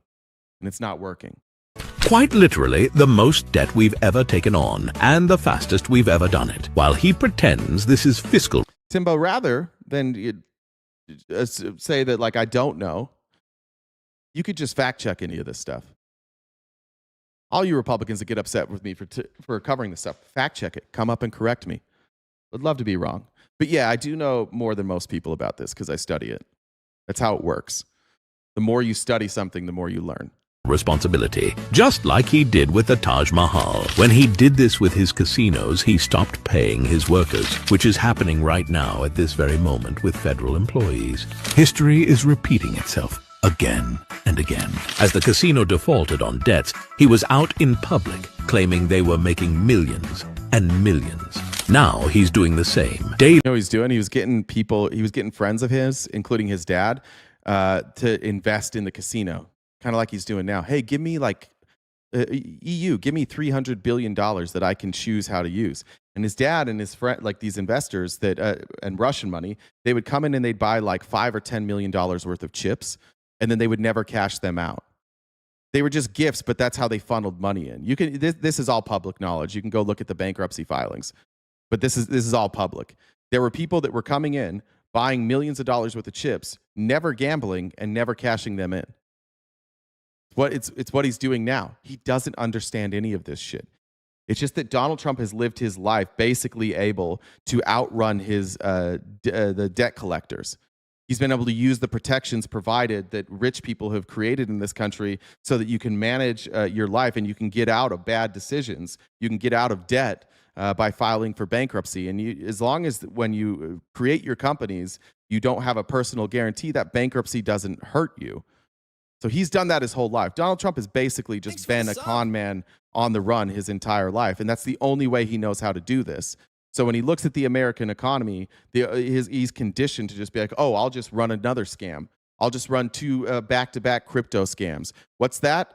Stablecoin? You got it. What's that, Qatar? You want some favors from me? Give me $2 billion. All right, now you've got some chips.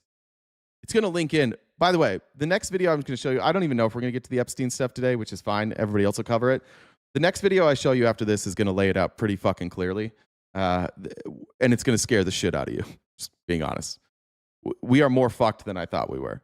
Lying about tariff numbers, forcing departments to put out reports that are even at a cursory glance lies. During the bankruptcy, he was discovered to be engaged in money laundering, and history repeats itself as his crypto schemes are rife with bribes and laundering. When the Taj Mahal was collapsing, he would throw parties and do superficial events claiming how amazing it was. The same propaganda he's doing at this very moment. History is repeating itself. When his workers walked off the job, he refused to negotiate, and this led to the final nail in the gold-gilded, tacky coffin. The casino collapsed in on itself and closed. Trump is currently refusing to negotiate the shutdown. America is straining and moments away from a full-on collapse. I cannot scream this loud enough or often enough. History is fucking repeating itself. And even when he was ousted, the damage was already done and irreparable. And history, once again. Honestly, hey guys, Trump did some shady business, so I should vote for somebody who used white male as a slur. That sounds like you're a bitch. I have to vote for a criminal because I take white. If somebody says white male, I take it as a slur. Yeah, that does sound like you're kind of a bitch there. You'd vote for a con man because your feelings got hurt. That was a pretty honest glimpse into your life right there, by the way. Oh, my source is not a cartoon. You're going to see my sources. The cartoon here, if you're new to this stream, the cartoon is for you dipshits, for the Republicans. The sources are coming, and you were not going to understand any of this. So you may as well check out because it's going to be way over your head. It's going to be very confusing for you. It's confusing for us, and we cover this every day. I went yesterday between the end of our show and our members event, and I said I was going to go to the driving range. I was going to hit some golf balls, and I was just going to let YouTube autoplay. I find new stuff on YouTube by just letting it autoplay in my ear.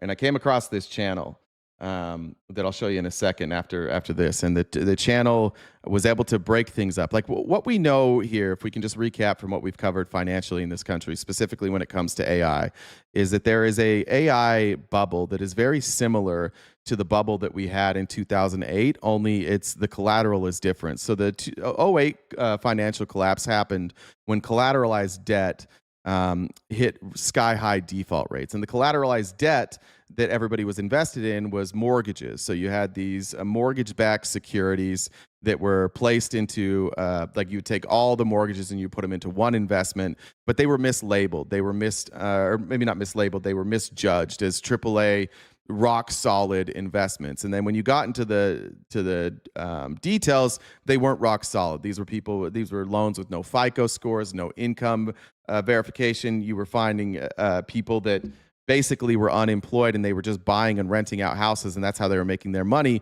but they all had adjustable rate mortgages. So even though some people could have 5, 6, 7 houses and they were paying their bill every month, when the default rate went up, their interest rate went up. So people that had 5 houses that with a mortgage of $1,200 that were charging $2,000 a month in rent, that were making a nice living off of that $4,000 a month, all of a sudden their mortgage rate overnight went to $3,200.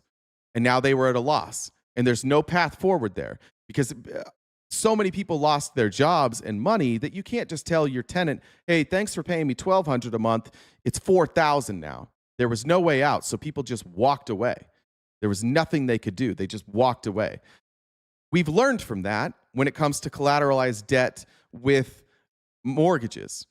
Thank God for people like Elizabeth Warren, who then came to Congress after the 2008 financial crisis and with Republicans put in a bunch of really, really strict rules so we didn't do that again. But the same people who caused that crisis in 2008 by overextending and overbetting on these collateralized debt obligations found a new way to do this.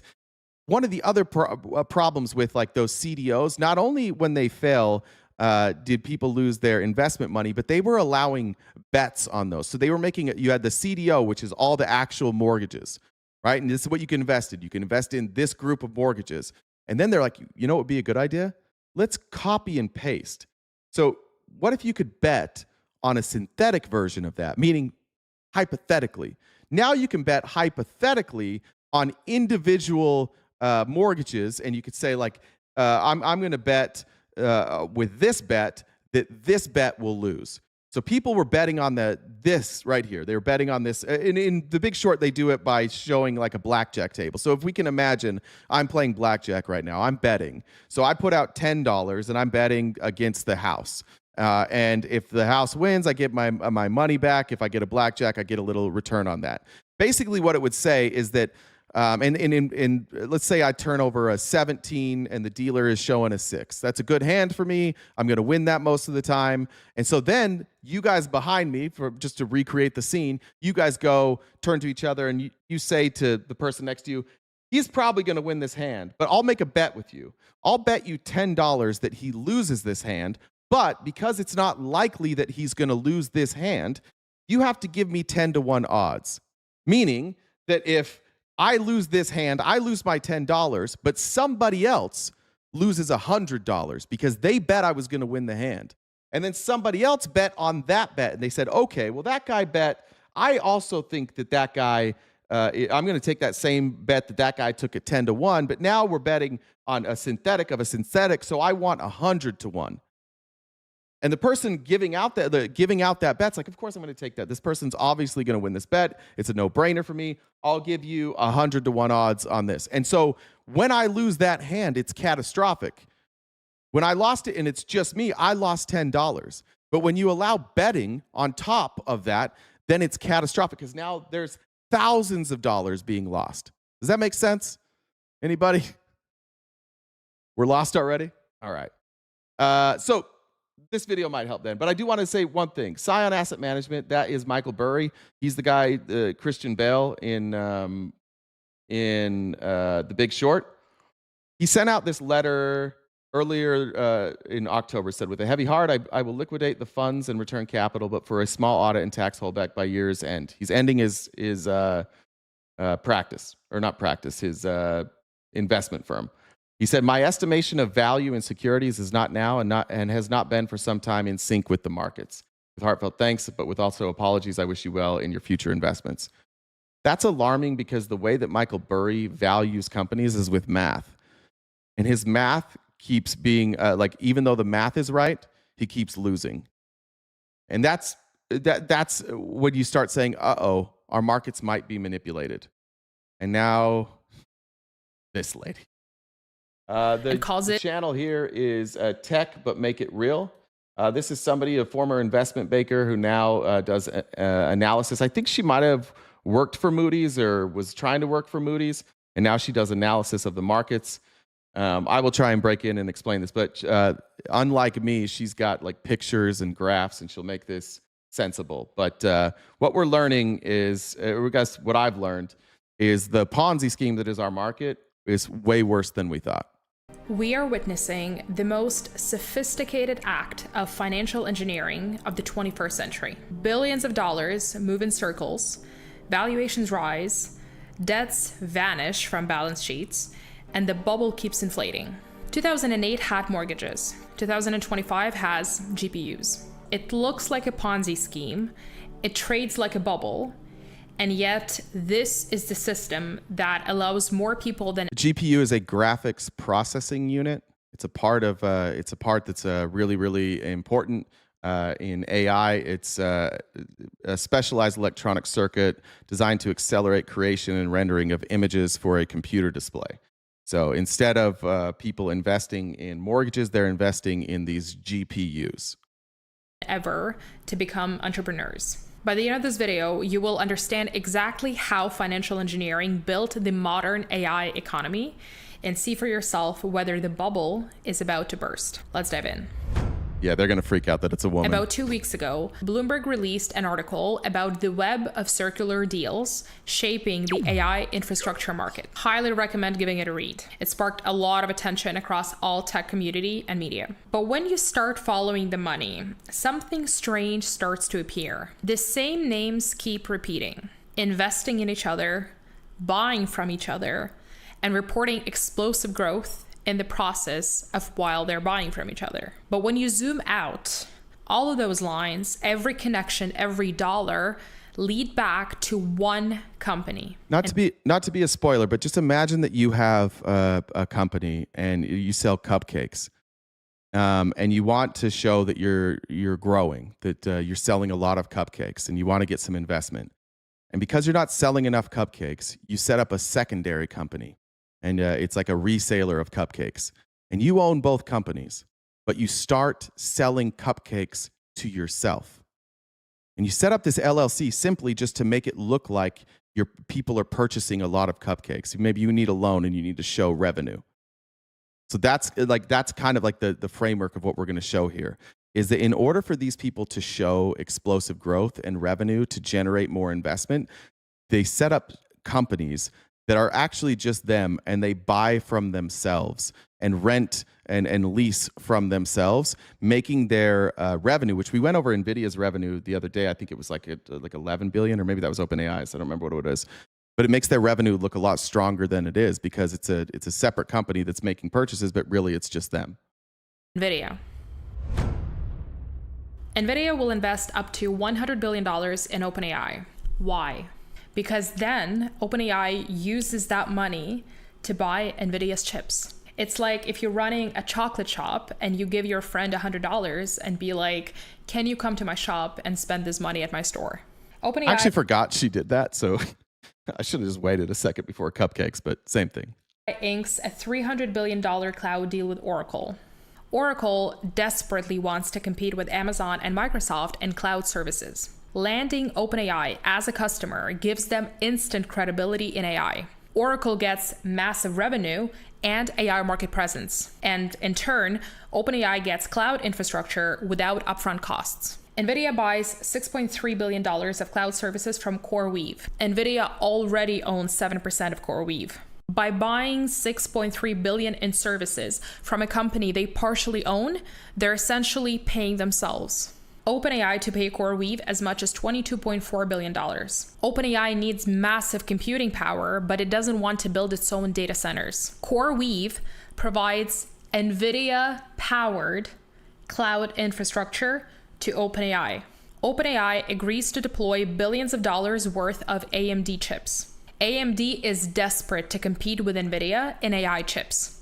They're literally giving OpenAI 10% of their company to secure. It's a good point. He said, Katie said, if this is the case, all those companies have to be hemorrhaging debt. Yeah. Now it makes a little more sense why Donald Trump is pushing so hard for AI, and why in these trade deals with these other countries, he's demanding money that he can direct. He's demanding investment into the United States and demanding that it be put in a slush fund, and he gets to pick where that money goes. Yeah, they desperately need money. They desperately need cash because they've been doing this for a while and they're running out of liquidity. Them as a customer. AMD. Oh, sorry, let me read a couple comments real quick. Barbara said, even though I watch you every day, I rarely get to. Thank you, Barbara. That was very generous. Same with Sherry. Thanks so much, team. Appreciate you as a source for further research. Rich says, amen. Fuck DJT said, typically when a new administration takes over, it takes time to see the effects, but Trump decided to move fast and break things, so we feel it. Janelle says, hey, Jay, thanks to you and the team for all your hard work. Also, don't hate, but go Hawks. Thank you. Gets a major AI customer, definitely the most well-known one on the planet, and OpenAI gets chips and equity in AMD. They become part owners of their supplier. NVIDIA invests $5 billion in Intel and plans to co-develop chips. Intel was NVIDIA's enemy for 30 plus years. But now NVIDIA needs them because they need their... Donald Trump brokered this deal. And now he's getting, the government gets a piece of it. So now we have tied the government to these two companies, NVIDIA and Intel. We are now tied, and now we have an investment that we need to protect. That's why they did the deal. They want the government invested with them, so that when it fails, the government bails them out. It's never been done before. Donald Trump's the first president in the history of this country to take private ownership and invest in these companies, making it almost certain that all of us will have to pay their bills. x86 architecture to expand beyond just the GPUs. And lastly, the United States takes a 15% cut of NVIDIA's and AMD chip sales to China. And so instead of completely banning chip sales to China, which would hurt the US, the government takes a 15% cut of all China revenue. So think about it. Is this socialism or communism? I think crony capitalism. Johnny said, I'm beating this cancer, round 2 of chemo finishing today. Going home tomorrow for 2 weeks. Hope marrow biopsy comes back clear. We're thinking about you, Johnny. Beat cancer's ass, buddy. You've got billions flowing between the same handful of companies, and the deeper you go, the stranger it gets. Every deal loops back into another deal. The money is flowing in circles, and each transaction is feeding the next. On paper, everybody's growing. In reality, they're passing the same money between the same players. And here is the thing. This circular economy doesn't just create fake demand. It hides the risk. By the way, any of you who own NVIDIA stock, Intel stock, any of these companies, and you've been celebrating the rise of the stock, it's fake. It's absolutely fake. And unless the government floats and keeps these companies alive for the next 5 to 10 years, you're all going to lose all your money. And the tool that makes it possible is called the SPV, the Special Purpose Vehicle. A special purpose vehicle, or an SPV, is a subsidiary company. A lot of people made money on Enron. A lot of people made money in a lot of Ponzi schemes. Everybody's making money until they're not, until the crash comes. Created by a parent company for a specific, limited financial objective. Its primary purpose is to... That's a good point. None of this is financial advice. You should talk to a financial advisor. You should not invest based on what I say. I'm just explaining what happens when a company is inflated artificially. The people that invest in that company, if they are still invested when the crash comes, they lose all their money. And that's just like what the stock market is. When you are buying stock, you're especially in a company like NVIDIA that's rising, you're giving them money that they can access as capital, and then they circulate that money and also this money, and they make it look like they're making a lot more money than they are. That's why I personally, as a non-financial advisor, would not invest in those stocks.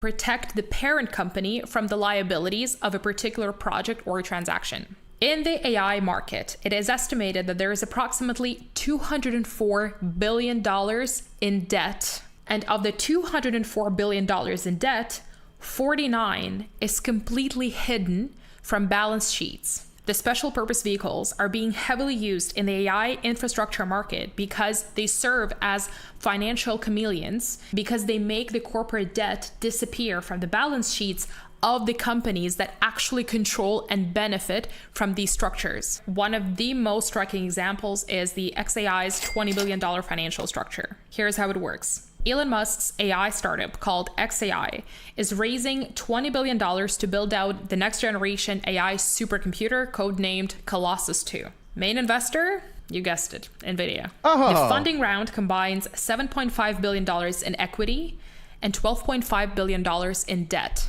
But instead of direct investment, all of the money is being funneled through somebody said, look at these companies. Go look at every company listed. Go look at how their stock's doing.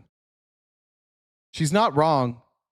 There's been a lot of reporting on this. This isn't me doing the reporting. This is me following the reporting.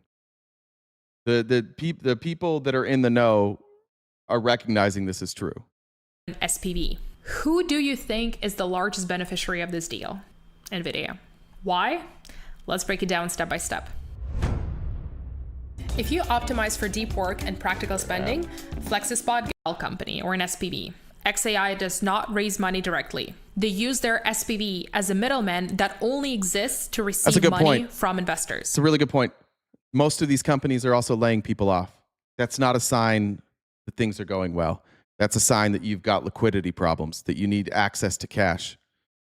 They all have loans. NVIDIA has loans out to all these people. NVIDIA has taken loans. They all need cash right now, but they're all in bed together, and none of them have cash. And they can't rely on each other for cash infusions right now because they're all strapped. So their only option now is to start firing people or hope that Donald Trump is able to pull off this miracle and that all this foreign investment is going to come in. But so far, the foreign investment that Donald Trump is promising hasn't materialized. He's got promises. He's got IOUs, but that money hasn't materialized yet. So they're struggling. They're in a real it's a real problem right now for all of them. Step 2, the shell company raises $20 billion. Like I said, $7.5 billion from investors, $12.5 billion borrowed money, meaning debt. NVIDIA invests $2 billion and the rest comes from smaller investors. Of all of the invested money, NVIDIA owns $2 billion. The rest comes from smaller investors. Step number 3, the shell company buys GPUs. The SPV uses all of the $20 billion. It gets more. This is where it really gets sick. Dollars to buy NVIDIA's chips. Important, it is not the XAI that owns the chips. It's the SPV. Step number 4, XAI rents the GPUs from its own SPV. They sign a 5-year lease to rent their own GPUs from the SPV and pay monthly or quarterly payments. And the shell company essentially becomes the GPU rental business. Step number 5. You create this company, what this SPV is, which is X. Like they make this their own shell company.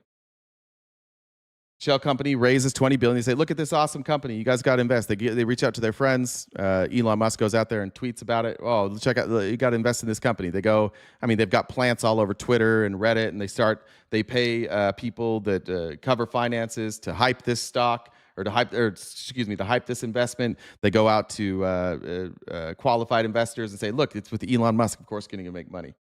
And then they take that money and they buy GPUs. And then from themselves, and then they rent it to themselves. Yeah, that's a Ponzi scheme, guys. It's fraud. Just legal fraud, because they write all their own laws, so they're allowed to do this. And Donald Trump has shut down anybody who's going to be able to investigate this, like the SEC, the FTC, Consumer Financial Protection Bureau. Donald Trump has essentially said, we're not going to investigate any of this shit. We're just going to let them do what they want. And they're doing whatever the fuck they want. Everybody wins. XAI gets access to $20 billion worth of GPUs without debt on their books. NVIDIA gets $20 billion in guaranteed GPU sales, plus the $2 billion that they invested. That's equity. Other investors get steady. So this is why it's a Ponzi scheme, because look, you have $20 billion that you spend on the GPUs, right? But NVIDIA has, I think it was like a 7.85% stake or something like that. So it's not like it's just money straight across. XAI also has to pay NVIDIA. They're having to pay them out as well. So it's not like O for O debt. It's not interest-free debt. So these guys all owe debt to each other also. Rental income secured by physical GPUs, and debt holders get interest payments backed by valuable hardware. And the reason why this works for all parties involved is because XAI can claim we're not. This person, so if you guys want to watch along, it's Tech But Make It Real. That's their YouTube channel. Raising capital, which is true because the SPV raised it, not XAI. The $12.2 billion debt does not appear on XAI's balance sheet. XAI only shows rental expenses, not the massive debt. And now let's come back to the circular web that Bloomberg reported. NVIDIA invests $2 billion. SPV uses it to buy NVIDIA's chips. NVIDIA gets sales revenue. And also, don't forget about the risk. If XAI fails, the SPV investors are stuck with depreciating GPUs. But I'd also like to point out that the Republican argument for why we can't tax people like this is that they're taking a risk. Where's Elon Musk's risk here? This is all other people's money. He's not risking his own money. And if you look at the history of Elon Musk, he largely doesn't risk his own money. This is all other people's money. He has built his entire net worth off of being the most like open, like out in the open schemer. There was that clip that went around that was viral for a long time that I think a lot of people have tied to election fraud, and maybe not. But Elon said, if Trump doesn't win, I'm going to jail. Probably this. These are all criminals. This is all against the law. all of this under virtually any other administration, if it was exposed like this, any other administration, Republican or Democrat, would be forced to investigate this. They absolutely all would be investigating this. But not the Trump administration, because he's in bed with these folks. He's making a fortune off of this. XAI comes out clean. The debt is secured by hardware that can very much become obsolete fairly quickly. And we know this because GPU's rental rates have already dropped 75% in some markets. Let me put this in perspective and give you an analogy that we have seen before. And the closest I can think of is actually the synthetic CDOs from 2008. Yeah, I'd be under the jail. The current financial state of the AI market has created a 2008 synthetic CDOs. But instead of mortgages, we got GPUs. Just think about it for a second. Let's recall what caused the 2008 collapse. In simple terms, John bought a house that cost $200,000, and he took a mortgage from Bank A. Bank A now has John's promise to pay the $200,000 plus interest. Bank A takes John's mortgage and a ton of other mortgages, packages them into a mortgage bundle 1, and calls it an MBS. Then Bank A sells shares of this bundle to investor B for $200 million. Now investor B owns a piece of the mortgages that were in that bundle. Investment bank C takes mortgage bundle 1 and 9 other mortgage bundles and creates a super bundle. Let's call it super bundle number 1. And that super bundle contains 10,000 mortgages. And then they sell it to pension fund D for $2 billion. And now that pension fund D owns a ton of mortgages, including John's. And this is where we move to the most dangerous part, the artificial CDOs. Hedge fund E creates bets on the super bundle number 1 without owning it. And this becomes a superficial CDO. They start selling insurance on super bundle number 1 to 5 It's like taking out life insurance on a stranger. Essentially here, right? They don't actually have any skin in the game, but they're going to bet on this because it's supposed to be a sure bet, but it's a way for them to raise more capital. So they create these bets on bets. Like the stock market is just all one big bet. But if you can't raise money anymore on that one big bet, you create a bet where you can bet on the bet. And then you create a bet where you can bet on the bet on the bet. That's how they fuck this whole thing up. The problem with all of this is that it does accelerate wealth unless what you've created crashes, if they run out of money. And then because it's tied into every aspect of our economy, it crashes the economy. If you have a 401k, it's almost certain that you have NVIDIA in there. If you don't have NVIDIA in your 401k with your financial advisor, you might not have a very good financial advisor.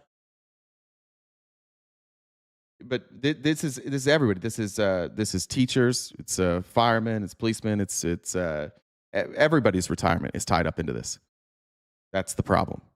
And the regular people like us, we don't even have access to this, right? So like even all of us, that if we watch this and we say, this is going to crash, I would like to short this, I would like to bet against them, we're not even allowed to do that. We can't do that. They're the only ones that are allowed to bet against themselves. You have to get an agreement, an ISDA, through one of these massive traders to even be allowed to bet against them. So they make the bets, they hide all this stuff from you, and if you figure it out, you don't even get to profit off of them fucking up. Only they get to. Or the people that are around them that are very, very rich. So we're going to be left holding the bag, and a bunch of people are going to make money betting against this, and a bunch of people are going to lose money, but the regular, everyday American people can't short this. No, you can't, P. You cannot short this. You're wrong. You're wrong. Unless you have access through somebody that has an ISDA. Different investors. And the result is that John's $200,000 house is now riding on $1.2 million in bets. And now map this to the 2025 AI bubble. AI infrastructure companies create GPUs. They then offer finances and investments to customers to buy their GPUs. Customers create SPVs. By the way, yeah, you can get an ETF, but that's a bet on the CLO, right? I'm talking about like shorting the actual CLO. You can go and you can get ETFs if you have access to that, but you can't short the CLO. You can only do it indirectly, right? I think we're on the same page there. Whoever was that said you can get an ETF. You're right about that. But you can't directly short a CLO unless you have access. Backed by the GPUs, and then their SPVs issue more debt to buy more GPUs. What this essentially means is that multiple financial instruments are betting on the same GPU demand, and the entire risk is placed on a piece of hardware that can very much depreciate. The whole industry is betting on the fact that we need more GPUs. That was the US loop. But there is a second, even more complex loop, the geographic one. Let's come back to the graph and see how far it spreads. Where are all these companies based? US, mostly US, France, but that's Mistral, makes sense, and the Netherlands. Nebius. What about Nebius? Nebius is an AI-centric cloud platform ready for intense workloads and full-stack infrastructure for AI. Hold up. Wouldn't they be NVIDIA's competitor? Yes, but remember the good old rule? If you can't beat them, join them. Nebius is NVIDIA's European representative. And if you study them closely, you will see that there is a channel name one more time, sorry, is Tech But Make It Real. Sophisticated legal workaround that takes advantage of the regulatory geography. When it comes to AI, especially given the current geopolitical situation, location is everything. And in many ways, the US itself has created a 3-tiered system for AI chip exports that creates massive advantage for companies in the right locations. Tier 1, unlimited access. All US allies, including the European Union, UK, Canada, Australia, Israel, and Japan.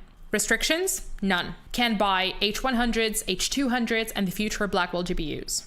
The company in question, Nebius, is headquartered in Amsterdam, which means Tier 1 access. Tier 2 countries, limited access. India, Brazil, UAE, Saudi Arabia, and most other countries that are not heavily sanctioned. If those names sound familiar to you in these Tier 2 countries, it's because they've been in the news a lot with Donald Trump recently. India, Brazil, UAE, Saudi Arabia. And they've been in the news, all of them, for shoveling money into Donald Trump's pockets. Exception of Brazil, but we expect he's probably going to get some sort of payoff there. And what did all of them do? What, like UAE and Saudi Arabia, what have they been wanting? Oh, these chips. What do they need in order to get access to these chips? Permission from Donald Trump. What did Trump get in exchange? Billions of dollars. See how this works? It's a shakedown. Let me look on the Cash App, sorry. There we go. Denise said, thanks for simplifying this. But thank her for simplifying it. She's awesome. Heather said, come on, people, donate. Michael said, donation. Thank you. That was very generous. And Lindsay, thanks for joining the Dollar Train as well. I think I got that. Let me check Jen's real quick.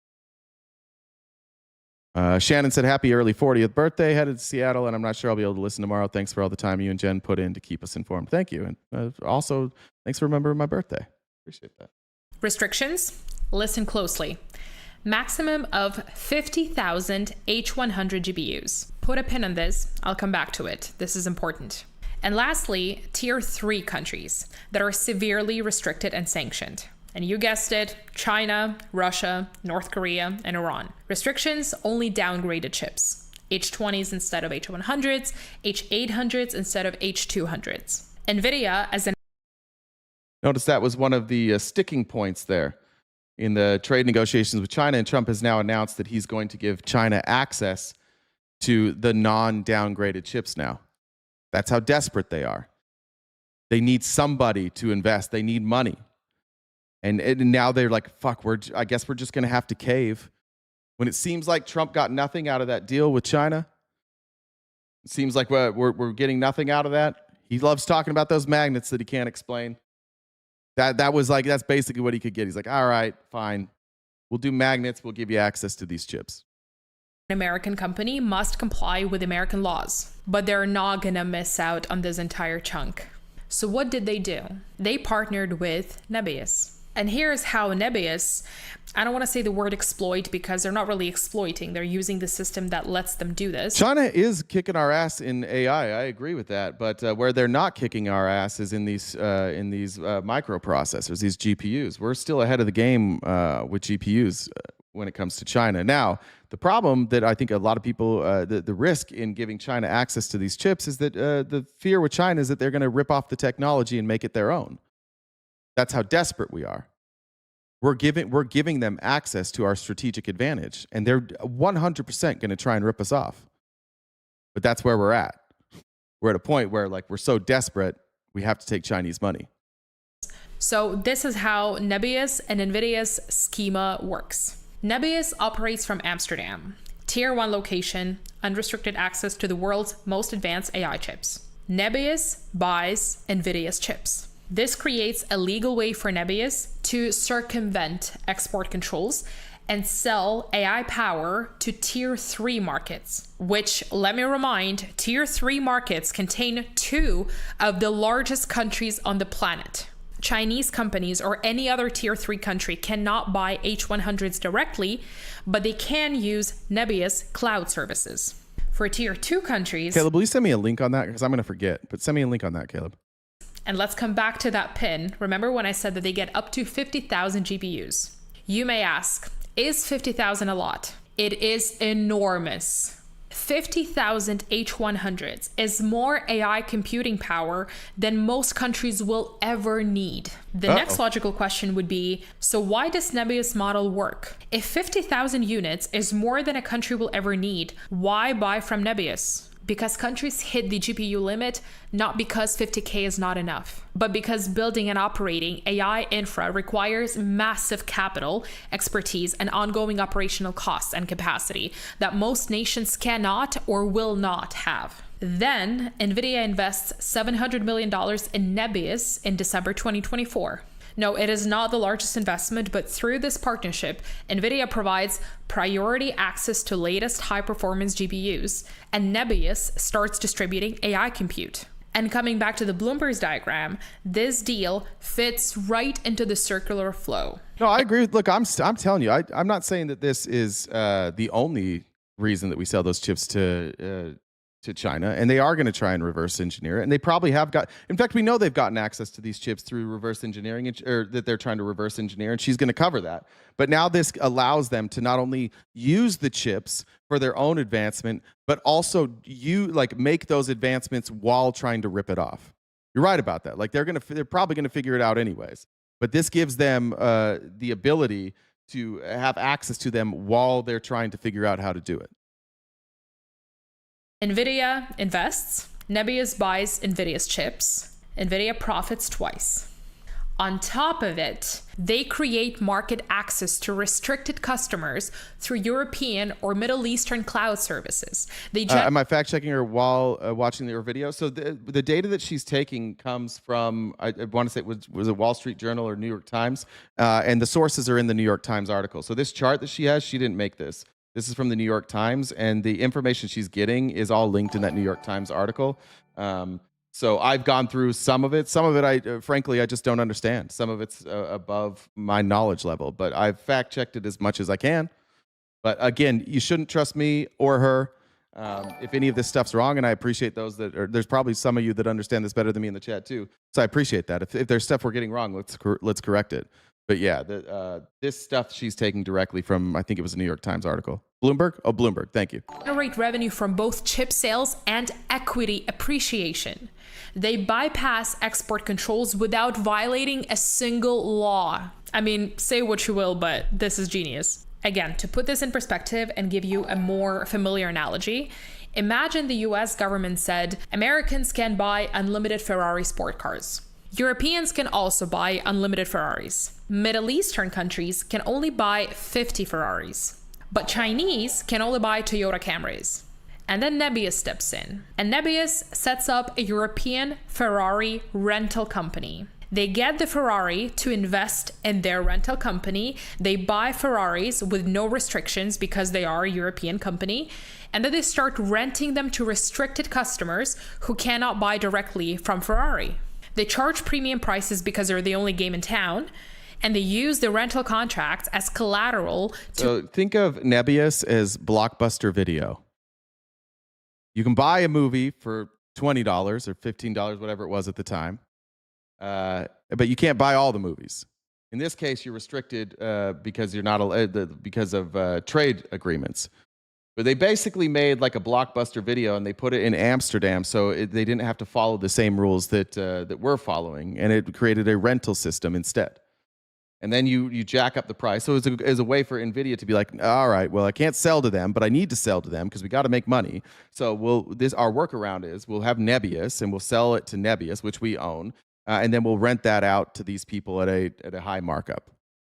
RIP Blockbuster, that's right. Borrow money for more Ferraris. And there you go. Aged yourself. Should have probably included this into our $1 billion ideas video. Thanks, Lee. The interesting thing is that... Shar said, is this similar to what happened in the Chinese housing market? I don't know. I'm not super familiar with the Chinese housing. From what I understand with the Chinese housing market is they just... they built way more than... and in places that people didn't want to live. I think they overbuilt, but I could be wrong on that. I don't know a ton about that. Renee said, what happens if SCOTUS rules against his tariff scheme? I mean, a lot of this stuff they've kind of bypassed tariffs with this. It just would probably take away his ability to enrich himself by using tariffs. But I don't even think he needs that. I think that was his way to get his foot in the door. At this point, all these countries are in on it together. I don't think the tariffs have much to do with it. It's not like these UAE and Saudi deals and Qatari deals had anything to do with tariffs. The tariff was leveraged in other situations, but I don't think it would matter too much for these deals. Nebius, unlike many others, does not have an SPV.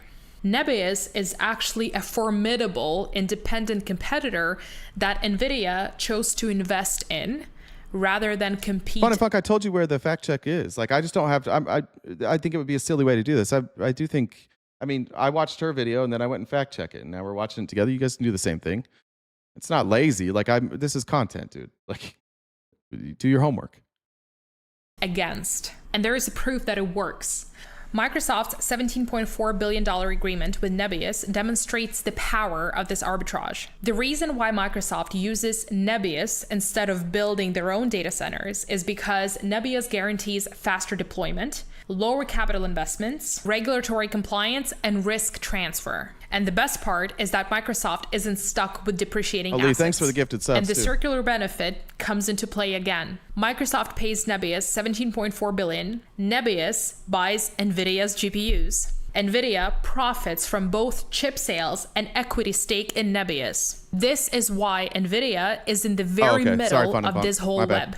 NVIDIA benefits from its own restrictions. The three-tiered system that the US has created stimulates a regulatory arbitrage. And in this arbitrage, the location matters more than the technology itself. Export controls that appear to hurt NVIDIA in fact increase demand for NVIDIA's products because they create artificial scarcity, and that drives premium pricing. The Nebius, or the European representative... That's a good question, Frankie. What do I want viewers to take from this? I think that, and you guys are figuring this out, I think what we should take from this is, like, we have a completely rigged system, and it's clear that they are struggling, that they have run out of capital, and that they need the government to step in to make this work. And it's one thing if this was like the future.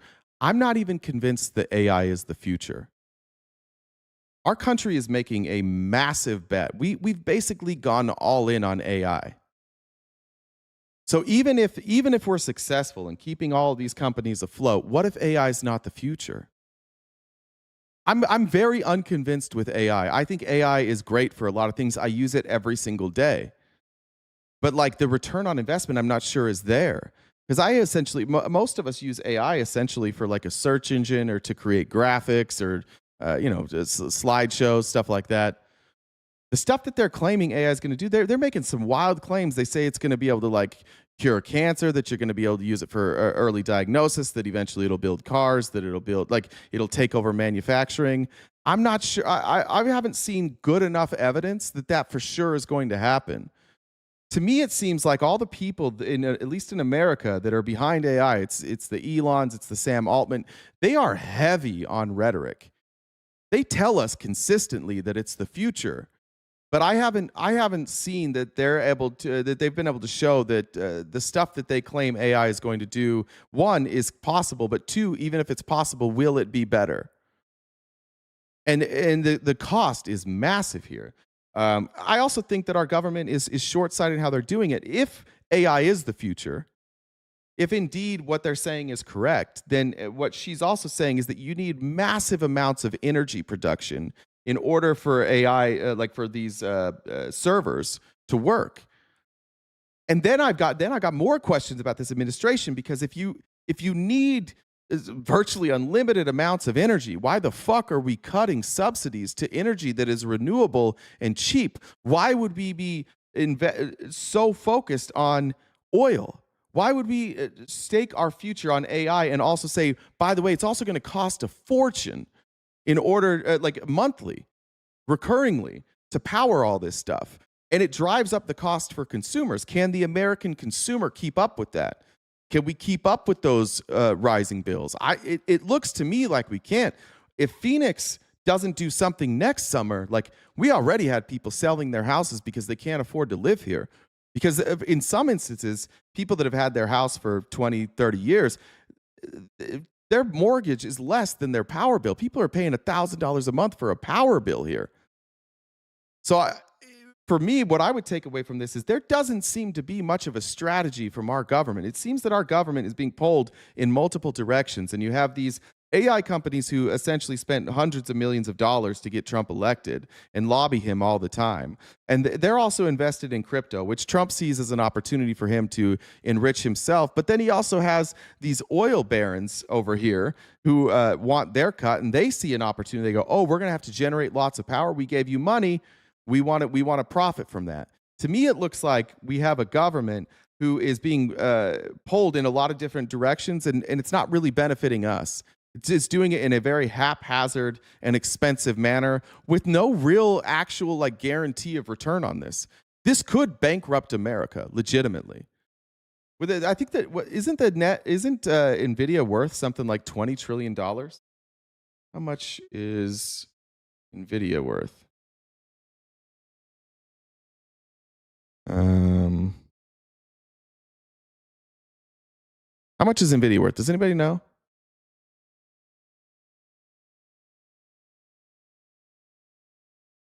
$5 trillion? Did I go way high? It's $5 trillion. Oh yeah, $5 trillion. Okay, $5 trillion.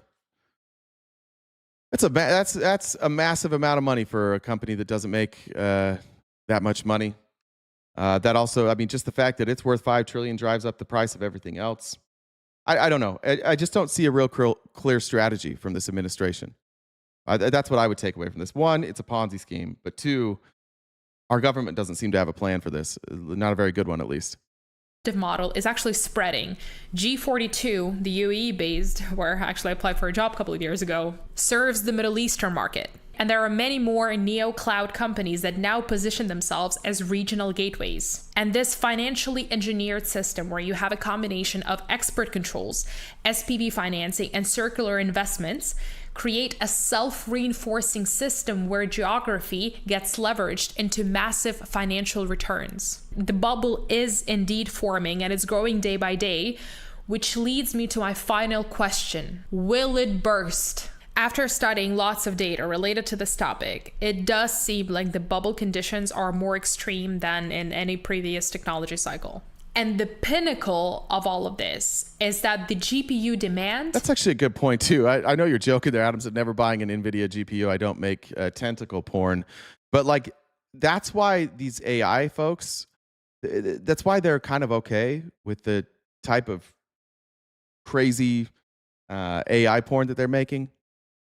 Or that can be. That's why they're not specifically saying we're not going to do that, because that would be a massive revenue source for them. And they need a massive revenue source. And I don't think people make good decisions when they're staring at insolvency. It's actually like, I know it's like a joke, but also it's kind of a good point. is largely artificial because AI has not proven to be profitable. Productivity does not equal profitability.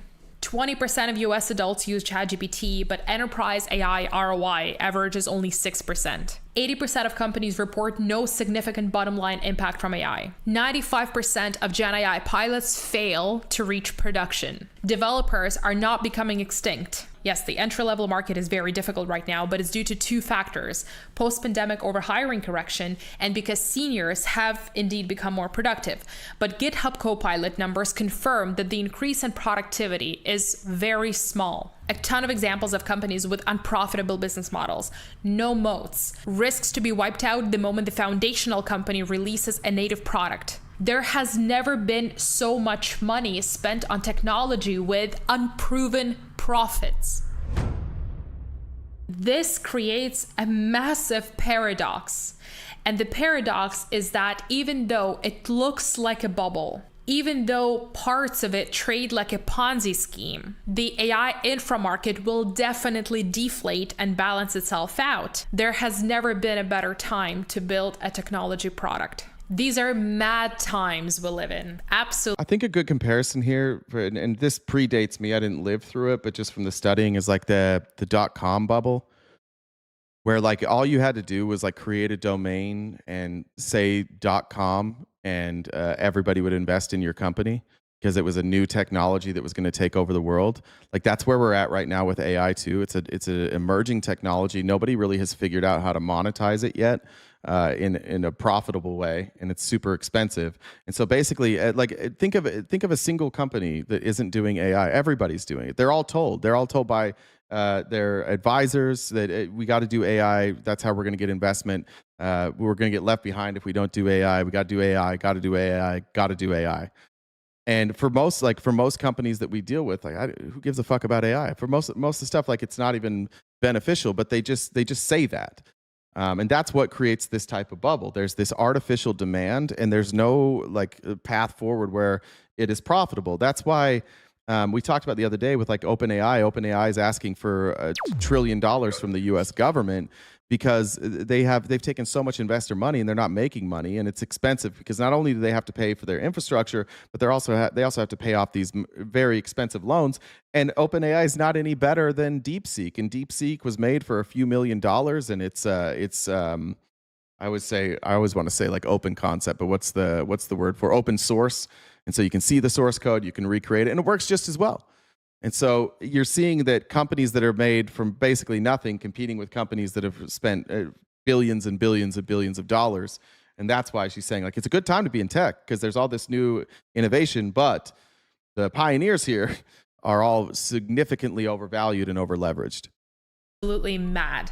As always, I do not mean to criticize anybody. My goal is to deeply research and truly understand what's happening. And I really hope that this video gave you a little bit more clarity in terms of what happens in the financial engineering behind the AI market. Would love to hear your feedback.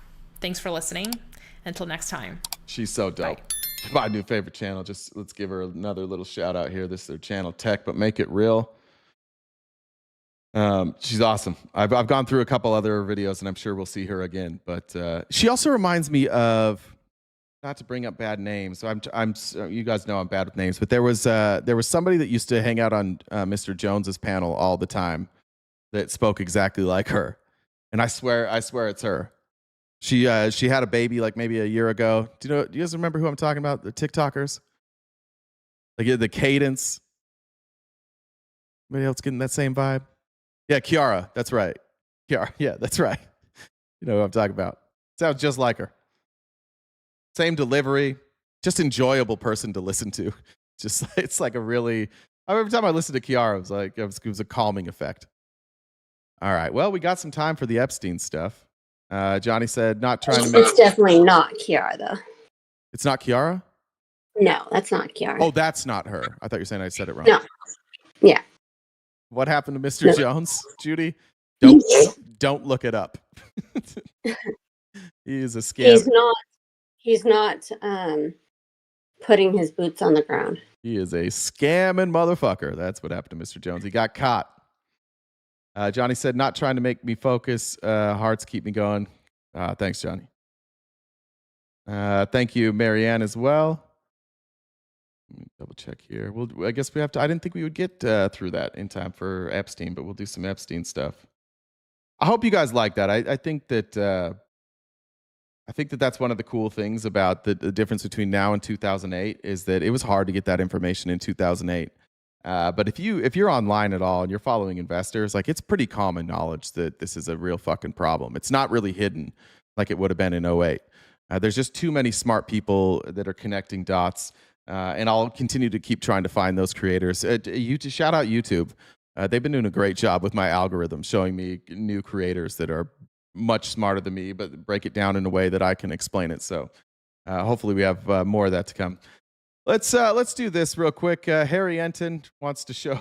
He's going to show the polling on Trump and Epstein. Remember, this is something that they all campaigned on. J.D. Vance was like, we got to release the files. That's what Kash Patel was supposed to do. That's why Pam Bondi was coming in. That's what Dan Bongino was supposed to do.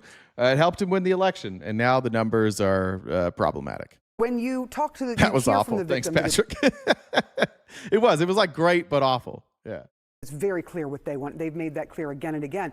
What does the American public think about how Donald Trump has been handling the Epstein files compared to all the other issues that he brought up during the campaign? Yeah, Donald Trump is underwater on basically every single issue he ran on in 2024. But the Epstein files, the Epstein case, are especially dreadful for him. What are we talking about here? Well, let's take a look at Trump's Senate approval rating on the issue. Look, they're all in red. They're all in the negative territory. But on immigration, he's 5 points underwater. Foreign policy, 8 points. Trade and tariffs, he's 17 points. The economy, 18 points. But look at the Epstein case. He is 39 points below water on the Epstein case. His net approval is 39 points in the negative. My goodness gracious. Sucks for Trump, but this is what Republicans are staring in the face right now. I think this is why Mike Johnson seems a little afraid. He sold his soul to Donald Trump, but now he's attached to this. Everybody who's attached to Donald Trump is attached to this number right now. There's a lot of rumblings and coming from Thomas Massey that he says basically when this hits the floor for a vote, you're going to be surprised. Like, it's not going to be a close vote. He's like, I'm already hearing from Republicans. They're not willing to sign their name next to trying to bury this. This number, these are the types of numbers we've always said, like, these people will go down with the ship. And the fans of Donald Trump, you guys are going to go down with the ship. But the legislators, like, they still want power. And this is unsustainable. The only way that this reverses is if the Epstein files come out and it's like Donald Trump, the only time Trump was in them is when he was like saving children and it was really Joe Biden. And then there's something in the emails that explains how Jeffrey Epstein and Joe Biden worked together to rig the 2020 election with Hillary Clinton. You just can't bounce back from that number. Donald Trump has been selling on the Epstein files, the Epstein case. The American people, simply put, have not been. Oh, yeah, good point. See here, for everybody who does the CNN thing, this is Enton's aggregate. So this isn't CNN polling. This is aggregate polling of everybody who is doing approval ratings on Trump. So this is right-wing pollsters and left-wing pollsters and people who are more central. This is the average with all the polls.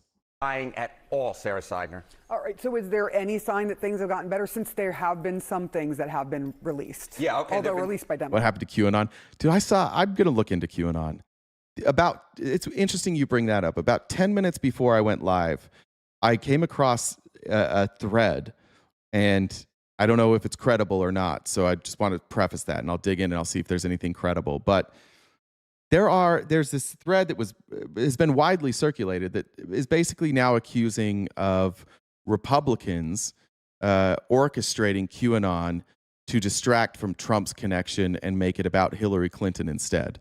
And when you look at the people who ultimately were responsible for QAnon, one of them, they were in the Philippines. They wound up moving here. One of them ran for Congress here in Arizona, and they ran on the MAGA agenda. They ran on like, I love Donald Trump. So we'll see. I don't know if there's any validity to that at all. A lot of people thought it was Roger Stone. I think more people thought it was Steve Bannon. It was this father and son ultimately who we know for sure they were running it at one point. They were given it. They were handed it. Somebody handed it over to them. It was like the original Q, and I don't know that we'll ever know that. Yeah, like it was definitely a right-wing thing. So I'll dig in. I don't know. It's just interesting that somebody brought that up. Maybe you've seen the same threads I have. I have no idea if there's any validity, but I did see it right before we went live, and I probably would have had it on the show if I had time to fact check any of it. There have been some things that have been released. Donald Trump has been trying to make some sort of case saying that, the Don't folks give him don't new necessarily theories. care about it. You got it, but Amos. take a look here. Approve of the Trump admin on the Epstein case in early July, right when you had those DOJ droppings, right? It was 17%. Look at where we were by late September. The latest poll I could find it. 20%. We often talk about Donald Trump having this floor, right, of at about 40%. On this particular issue, he is less than half the level of the supposed... Ty, I've got that. I'll play that video in a sec. Good question. Floor, there is just nobody in the electorate who is buying this. They do not like the way that the Trump administration has been handling this case one iota. All right. Republicans have Mark. generally... Enjoy your nap, bud. Sorry we're wearing you out. He said they like what Donald Trump is doing, generally speaking. How do they feel about the Epstein case? Okay, so you see, approve of Trump on the Epstein case. This is overall, right? And you see 17%, you say 20%. That is way below the 40% floor that Donald Trump supposedly has. How does that possibly happen? It's because of Republicans. Because look at this. David, we are asking to see everything. We want to see all of the Epstein files. It's the Republicans who aren't. We are at maybe, and I think maybe you could get that impression because we talk about Trump a lot. But at least for me, I can't speak for everybody else. The reason I talk about Trump with Epstein is because he's the one that's obviously trying not to have it released. He's the one that's like actively threatening people not to release it. So like the reason we don't have these files right now is because of him. I don't know what they're going to say. And I want to be clear. Like if they come out and he's not implicated, that's fine. I just don't know. I don't know. I want an answer. I don't get why Donald Trump is refusing to release them. I'd like answers on that. I think that's why he's getting most of this shot. And I think that's why he's getting crushed in these polls is because if you pay attention at all, it's very clear who is causing these files not to be released. It's Trump. He's publicly threatened them. Okay. Republicans who approve of Trump's job as president, 87%. That is that's basically not in line nice. with the long-term average, 85, 90, 95%. But look at the Jim Trump Cramer admin's job energy. on the Epstein case. Just 45% of Republicans, less than half of Republicans are even buying what... So this isn't even like a rhino thing. It's not a left-wing thing. 87% of you guys like what Trump's doing. But less than half of you think he's doing a good job on the Epstein case. I mean, that's why. And the longer this stretches out, the more it'll start to affect this number. This number's coming down. This number was up about 93 in the average 2 or 3 weeks ago. So this number will drag this down. The administration is telling. Look, we're not necessarily sure whether or not this case has moved the ball on Trump's overall approval rating yet, but I can tell you that the more that this case is in the news, No, I wouldn't say the same thing for the Democrats when Biden was president because there was no pressure. Like, you can say that Democrats didn't try and release them during the Biden administration, but either did the Republicans. This is the first time we've had this level of pressure. So you could say if you're going to accuse the Biden administration, I would also accuse the Trump administration the first time of similar behavior. And everybody in Congress had similar behavior. But this is new. Like we've never had public outcry like this. We've never had victims willing to come forward and testify. We've never had them go on camera, show up at the house and be like, hey, here we are, release them. So this is new. So it is a fair criticism of Democrats to say Democrats didn't care about this until Trump was in office. I believe that. I believe that most of these Democrats, the reason they care about this is because it can hurt Trump. Frankly, I probably wouldn't care about this near as much. And I didn't care about it that much until it was an obvious cover-up, and now I've got questions. It's the cover-up that's got everybody thinking about this. It's the same with Nixon. When Watergate happened, the story broke that people had broke into the Watergate Hotel, and virtually nobody cared. Like, it just wasn't really that much of a story. It broke, they covered it, it was gone. But then you had, what were their names? Woodward and Bernstein. Like, they kept following up because it was fishy to them, and they just kept asking questions and asking more questions. And eventually it got back to the Nixon administration, and the Nixon administration started threatening journalists. And they started going out and denying all of this stuff. And then that's when it got energy. If you look Republicans early on, they like when Woodward and Bernstein were saying this looks fishy, Republicans were calling it a hoax. They were literally saying that's fake news. Don't trust Woodward and Bernstein. They're just liberals that hate Nixon. It was the same shit. But eventually it got to the point where Nixon's lies weren't believable anymore. There was too much evidence. And he had a mole. They had a guy that was feeding them information. So just like what I think the Democrats are doing now, they put out information, they wait for Trump's reaction, Trump lies about it, then they prove that he's lying, and they do that over and over and over again, and it just slowly has built momentum. I think that's what we're seeing here. It's the same as Watergate. Like, was Watergate that big of a deal? Not really. Right? Like, some Republicans broke into the Democratic headquarters to try and get some files to basically get opposition research on the opponent. Like, was that a national or like tragedy or a massive ordeal? No, not really. But it became one because Nixon tried to cover it up. That's why I think it's a bigger story now. But it is fair for Republicans to say Democrats didn't care about this until it's Trump. That's a fair criticism. I think almost everybody here agrees with you.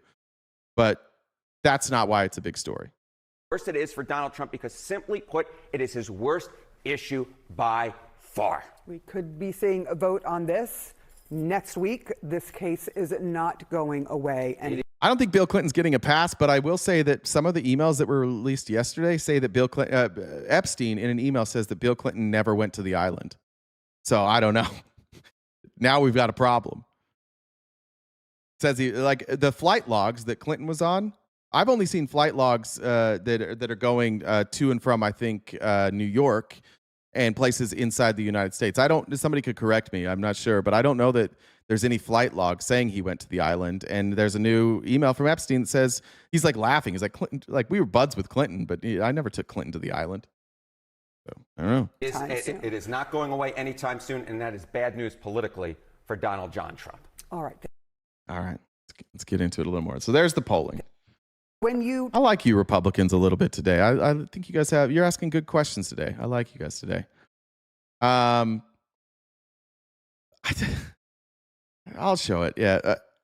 At the end of the live yesterday, I made a prediction that there would be Republicans now that would, it was a kind of a like tongue-in-cheek prediction that if it came out that Trump was in these files and he was abusing children, that there would be Republicans who would just start being like, is it really so bad to abuse children? And then this happened. Our friend Dean had a live yesterday. He was with Parker. And this actually happened on his live yesterday. Are you asking me why it's wrong to rape children? Sorry, trigger warning, sorry. You're going to use that word and they're going to talk about abusing children. I need you to tell me why it is wrong in your eyes to rape children. To do that. Yes. Do you need me to repeat it? Can you not hear me? Do you have too many cocks in your ears, or what's up? Why is it wrong? Is that too hard of a question? There's part of me that doesn't want to believe this person is real. Big part of me. It's hard for me to fathom that someone like this exists. But you guys are saying like it's the window tint guy. He was there for a while. He's lit. You can hear him. He's doing his job. This is real. As far as I can tell, like it seems pretty real. This is based, MAGA MFer. I hope they're rage baiting. I hope they are. But like that's a fucking stretch to rage bait. Like I understand rage baiting, but what if somebody recognizes your voice? Like rage baiting can go a little far. You can mute me with the background noise if you want. I'm ready to hear your answer.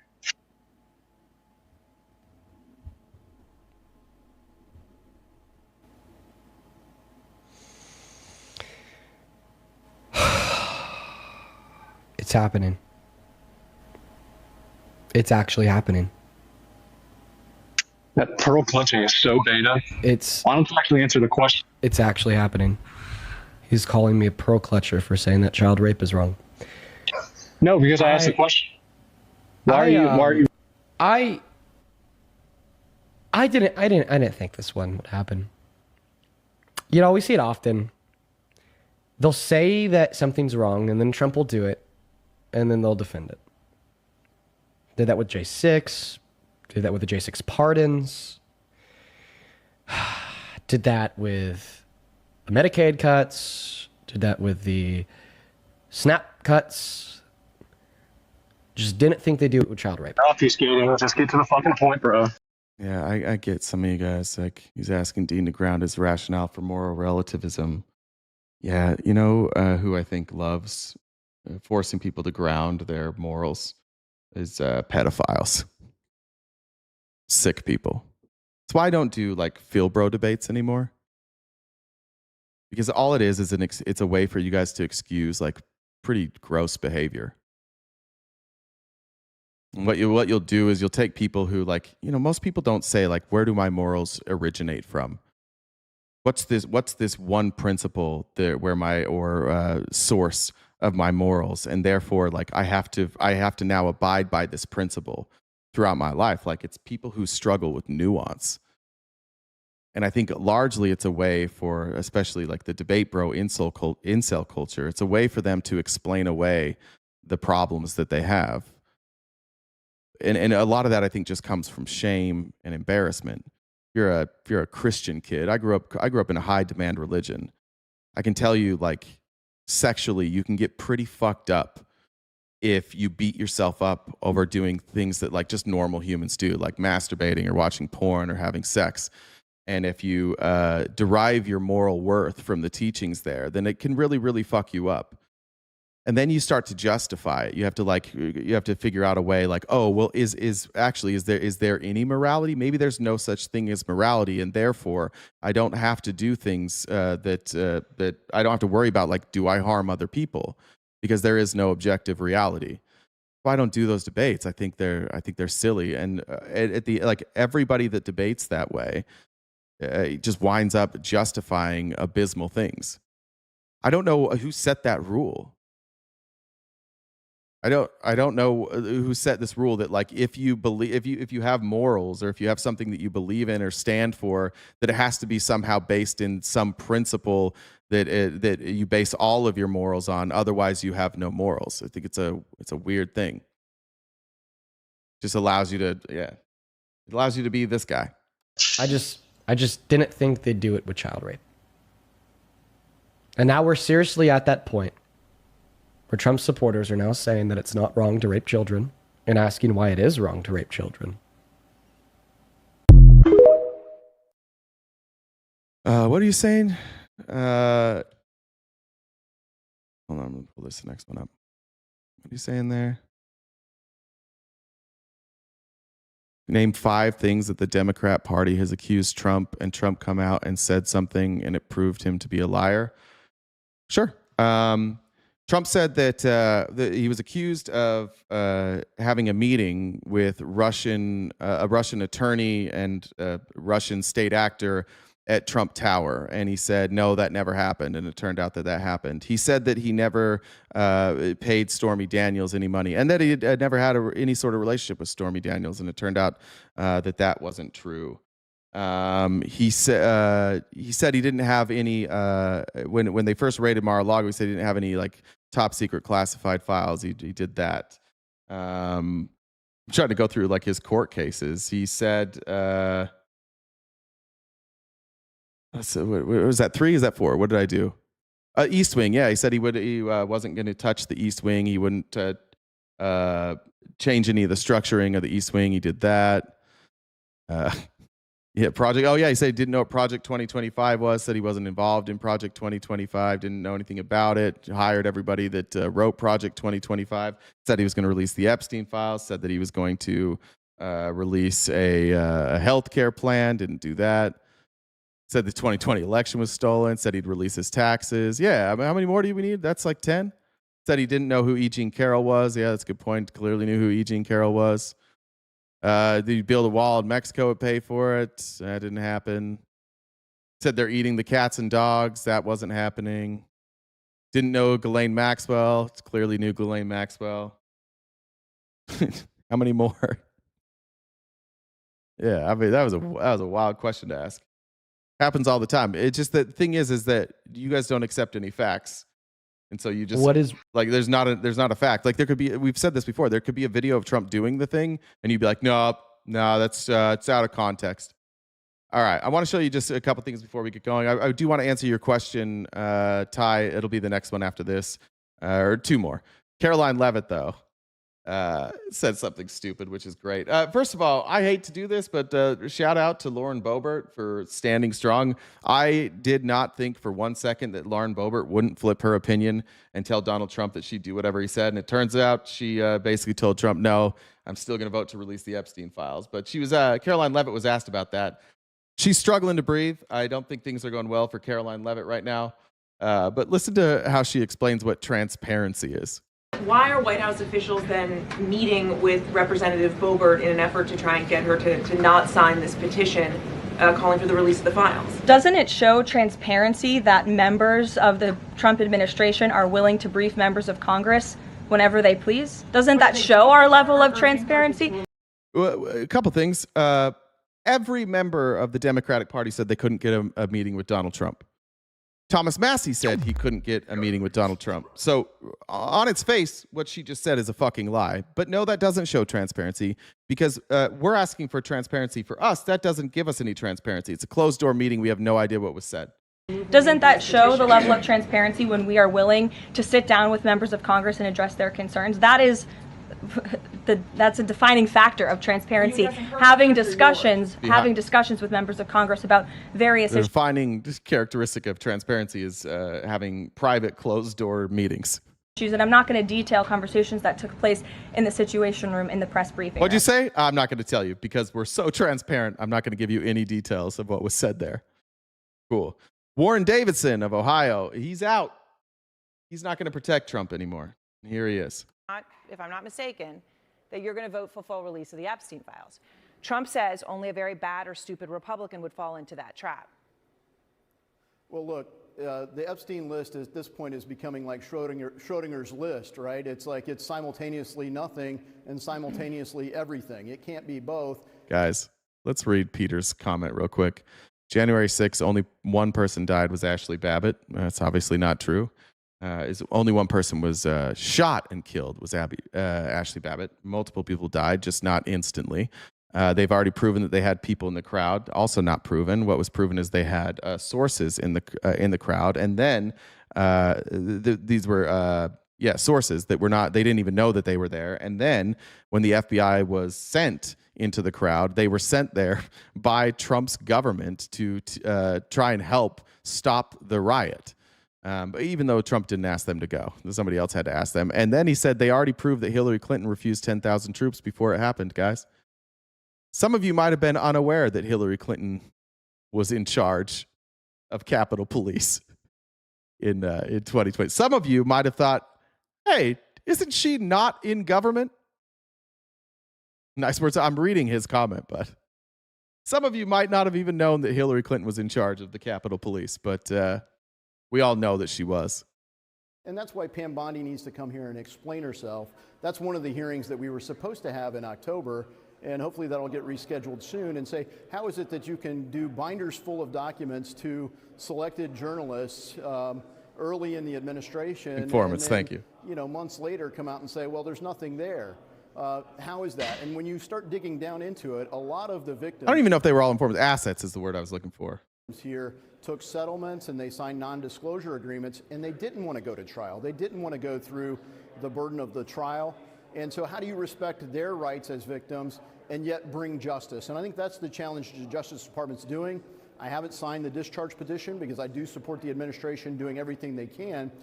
Greg said the island has no runway, no flights to the island. Yeah, they flew into, not St. James, they flew into the closest island with a runway, right? And then didn't they ferry over? They had a boat or something, or helicopter?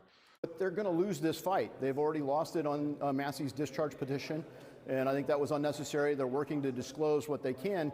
But the point is, we don't need another thing for Congress just to fuel outrage on. The number one question I think I've gotten since being a member of Congress is, when is somebody going to jail? And that's the question. If there are people who are trafficked, then someone was trafficking them. And who are they trafficked to? Well, Ghislaine went to jail, but then your dude gave her a softer, cushier prison where she gets to do yoga now. She gets to demand snacks. So somebody went to jail, but then Trump's like, hey, if you be quiet, I'll put you in a better spot. If that happened, there should be justice. And that, Congressman, thank you, I think Vernon. you are in line with, I believe, the vast majority of Americans and perhaps of your peers as well. Certainly, I agree with you. I don't know who wouldn't agree with that. But just to be clear, I know you were clear. You didn't vote for the discharge petition, but you told Manu earlier, so I just want to make sure that I have this correct, that you will vote to release the full Epstein files when the Speaker brings that vote to the floor. Yeah, when it comes to the floor, look, you get privilege resolutions. And puppy privilege, I forgot. The discharge petition, those things rarely succeed. This one did, and so it comes to the floor. A lot of times you'll use procedural things like motion to table. I don't even think that should be in order. If it's privileged, it deserves an answer. And I think, yeah, okay, disclose the list, but that isn't going to satisfy the burden of justice here. If there are people who committed crimes, and it looks like there were people who committed crimes, there are clear victims of this. They didn't traffic one another to themselves. Jen, can you send me that link? I'll look at it. Give me the page number on that link. I haven't read that part yet. Where is the justice? And that's exactly what the Attorney General is supposed to do. That's what U.S. attorneys are supposed to do. But I do find it interesting that when Tim Burchett wanted to say by unanimous consent, we could just do this tonight, Democrats didn't want to support that. And when Joe Biden was president... All right, so there's the lie. We're going to get there. Let's let him get this out. Attorney General, Democrats didn't want to do that. So, all right, let's talk about this. So here's what Tim Burchett is claiming, and this is what Mike Johnson is saying now. And what they're doing is they're providing cover for Trump, and they're just fucking lying. They're just absolutely fucking lying, and it's on tape, and I'll show it to you, but I want you to see the clip first. Hey, everybody, Tim Burchett just left the House floor, and I tried to do a UC unanimous consent of tried to get the Epstein files, get it straight to the floor, just to cut out all this nonsense. And, and the Democrats blocked it, oddly enough. Now, here they've had it for 4 years, and they, obviously, if there's something there about Trump, they would have released it. And now they're all, let's get it out, let's get it out. Well, I just made a motion to bring it straight to the dadgum floor, and they blocked it. They blocked it. So, did they? This is politics. It has nothing to do with what's doing what's right. I bet these guys are going to feel so good about this. Why would you lie about something that is so easy to fact check here? If you called for a vote, it's on C-SPAN. We can watch it. I want you to notice something real quick. These are the Republicans, I believe. Maybe, let's see, was that Tim Kaine there? Oh, who's on whose side? Clearly, you don't have everybody here, though. Yeah, this is, Republicans are on the left here, right? Can't tell who anybody is here.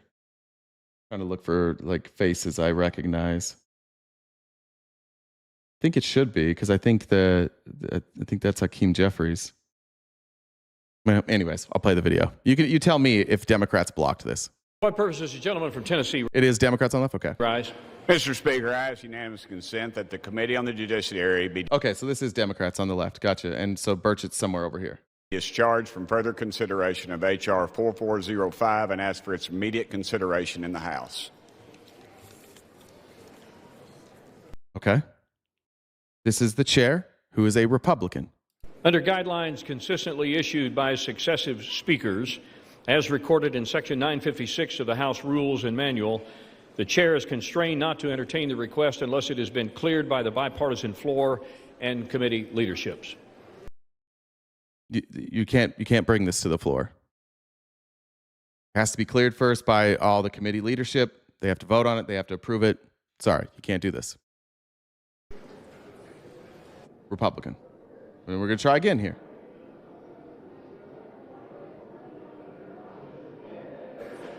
What purpose does the gentleman from Tennessee seek recognition? Parliamentary inquiry, Mr. Speaker. We Republicans are requesting this unanimous consent. Are Democrats objecting to this request? Okay, good question. Are the Democrats objecting? It reminds the gentleman from Tennessee that, as indicated by Section 956 of the House Rules and Manual, it is not a proper parliamentary inquiry to ask. Sorry, bud, you can't even ask that question. By the rules, you're not allowed to ask for this. Sorry. Republican, no. The chair to indicate which side of the aisle has failed under the Speaker's guidelines to clear a unanimous consent request, as was stated. This was a stunt. This is the dirty politics Republicans are playing. They knew what they were doing. Mike Johnson knows this. He's used this exact same rule. This is a Republican right here. What, this is the only Republican that knows the rules? Or is this like a deep state operative that's working for the Dems? So the Dems say, we want to vote on this. And Mike Johnson goes, no, we're going to have a recess and we're not going to come back for 2 months. And then you want us to believe that you came in and wanted a vote right then. You didn't even have all your Republicans there. So clearly you guys couldn't even approve of this. It was just you. Your friends aren't even there. You don't have every committee leader there. You don't have the leadership from every committee. You don't have a consensus. You can't even do this. And his own party's like, dude, you can't do this. This was just a stunt that somebody gave to him so that they could come out and smear Democrats. That's all this was. Has failed under the Speaker's guidelines to clear a unanimous consent request, as was stated. I love you, bro. Democrats could have done this before. True, but why are you guys opposed to it now? Like, I don't know why you won't address reality now. It's not like Democrats voted against this before. It's not like during the Biden administration you guys kept trying to get it and you had the votes, but Dems kept shutting it down. You didn't do it either. None of these Republicans who we keep showing over and over and over again that care so much, they also weren't bringing this. Even Thomas Massey was asked, he's like, why didn't they asked him because they wanted to smear him. Why didn't you bring this up when Biden was president? He said, well, one, I didn't have the victims coming to me saying that they would go public. And two, I didn't have any like demand or votes for it. I don't think we would have got it voted for. So I just never brought it. But clearly it's just always the Democrats' fault. And it's pathetic because the only reason you guys are doing this is because Trump asked you to. And if you're in the chat here and you're defending this, the only reason you're doing this is because of Trump. I don't know why you guys are so connected to this guy, why it's so important for you to do whatever the fuck this guy says, but good Lord, get out of that cuck chair. I asked you yesterday and I'll ask it again. How big is the Republican cuck chair? How can you all fit? Are you stacked on top of each other? Are you all very, very small? How does this happen? What did Peter say? Peter, are you upset with me? Well, go ahead, say it again, Peter. I didn't see it. What are you upset about, Peter? RTP likes that Charlie was killed, so I'm not surprised. I guess you don't know me much, Peter, because I actually got some heat for the way I actually handled that incorrectly. I tried to tell people not to react that way. I tried to tell people how to react on the day of Charlie Kirk. But you can go watch. I was live when Charlie Kirk got shot, and you can go certainly go watch my reaction. You tell me whether or not I was celebrating. But yeah, it's always a deflection with you folks. If that was anybody on the left, you guys would have had a national holiday, and when we brought it up, you'd have been like, "So we don't care. Don't be pussies. We can do whatever we want." All right, I see what you have there, Jen. I'm gonna look into that. I don't know what to do. Fuck. Fine. What page is it? Keyword. All right, let me click on this. All right, I'm gonna follow the directions here. I'm gonna go there. Click on the first link to the Google Drive. Is that, I assume, there? Oh, that's the first one. I don't know if I clicked on the first one. I think it's that one.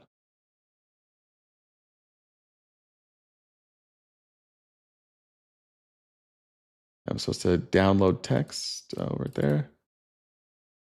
Is it 1 or 2?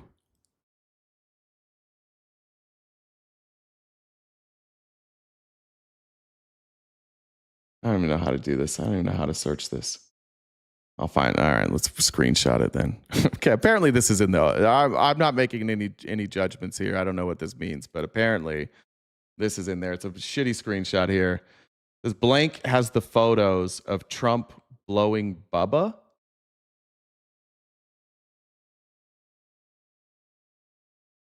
And Bubba is also referenced, which was a nickname for Clinton. Presidential semen, my favorite was Bubba Butter. Bubba Clinton is only the first to be exposed. B, get their paws on this Bubba. Hillary and the co-president Bubba will be scrubbed. Squeaky squeak. Aircraft that frequently capture Bubba. I don't know what that is. That's crazy. All right, we got to go to Twitter and see. Jesus, is this a thing? I can get a better screenshot.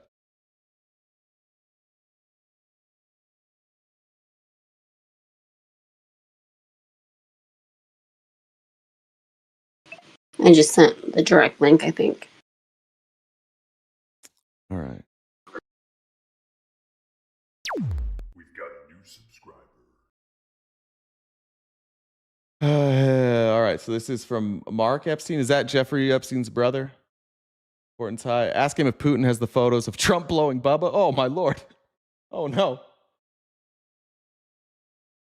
So what's okay? So starts here. How are you doing? A while back, you mentioned that you were pre-diabetic.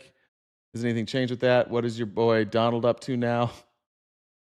Ask him if Putin has the photos of Trump blowing Bubba.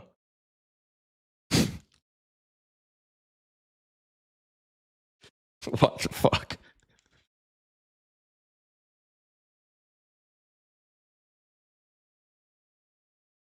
What if we get a picture of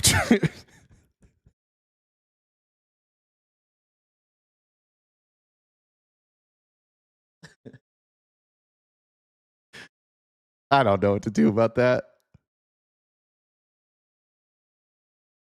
That's a great. That's a while ago. You were pre-diabetic. By the way, what's your friend Donald up to? I don't know, but ask if we still have that picture of him blowing Bubba.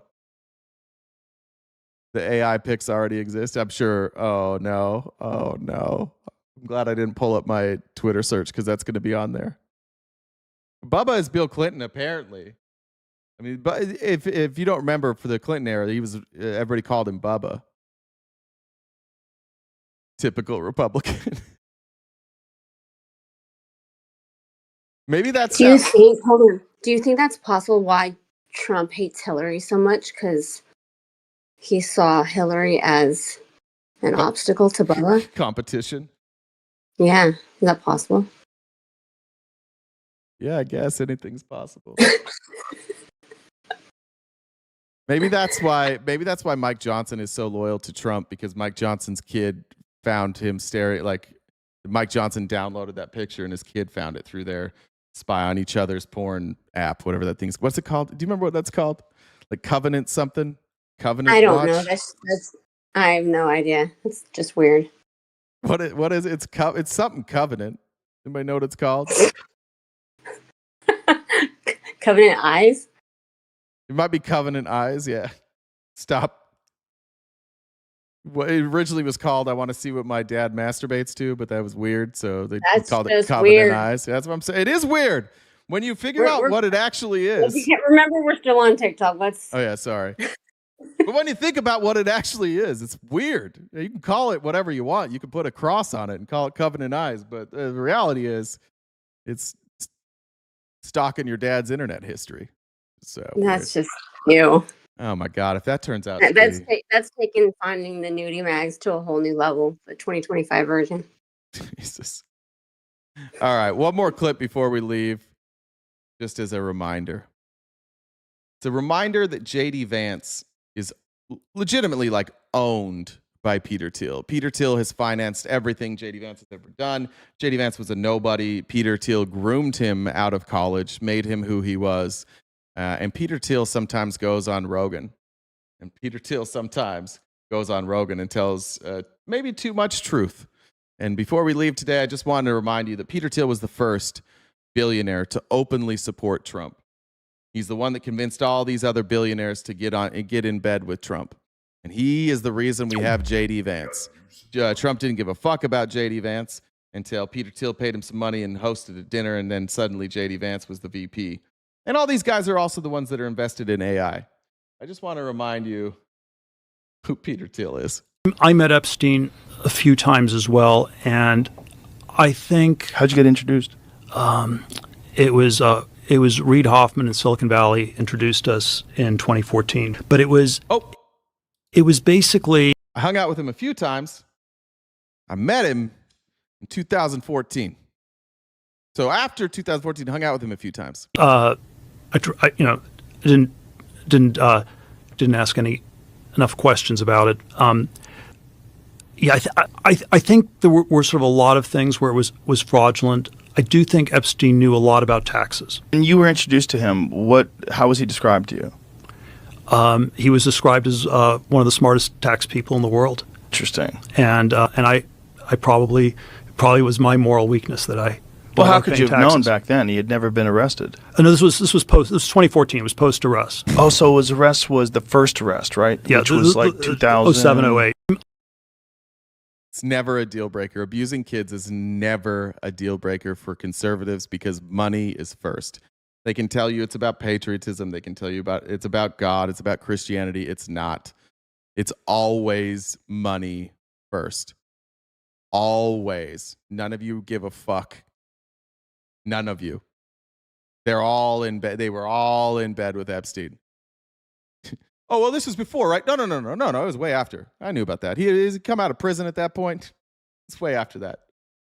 Then he says, that's probably one of my moral failings, is that I didn't mind partying with a pedophile because he was good at helping me not pay taxes. The reality is for all of you Republicans is nobody in your party has any principles, and none of you have any fucking principles either if you still support this party. It's money over everything always. And ironically, it's you guys defending the billionaire sickos every time. They need to keep more of their money. I'm not getting shit out of this, but we can't go after these billionaire sickos. Money corrupts. Everybody knows that. Money, almost nobody gets rich and becomes a better person. I can't even think of somebody off the top of my head who got filthy fucking rich and became a better person. It almost never happens. Almost everybody gets rich. They lose touch with reality. They have so much money they can buy anything, and then they just get more and more insane in what they do. And then they can buy a cover up. So like their deepest, darkest desires, they can just figure it out. And to get to be a billionaire in the first place, you didn't have ethics. You don't get to be a billionaire by being ethical. You get to be a billionaire by building a fortune off the backs of others and cheating on your taxes and stealing. That's how all these people became rich. So we shouldn't be surprised. But that's your party. There's a whole lot of smoke at the top of your party when it comes to the Epstein files. And listen, I'll start going back. I'll go back to church for a month. I'll go to church every Sunday for a month if this turns out that we get a picture of Bubba and Donald Trump that's not AI generated. So, all right, everybody. Yeah, you think that I'm upset that people have things that I don't have. What I'm upset about is that they're pedophiles. That's what I'm actually upset about, Dan. But this is your guys' problem.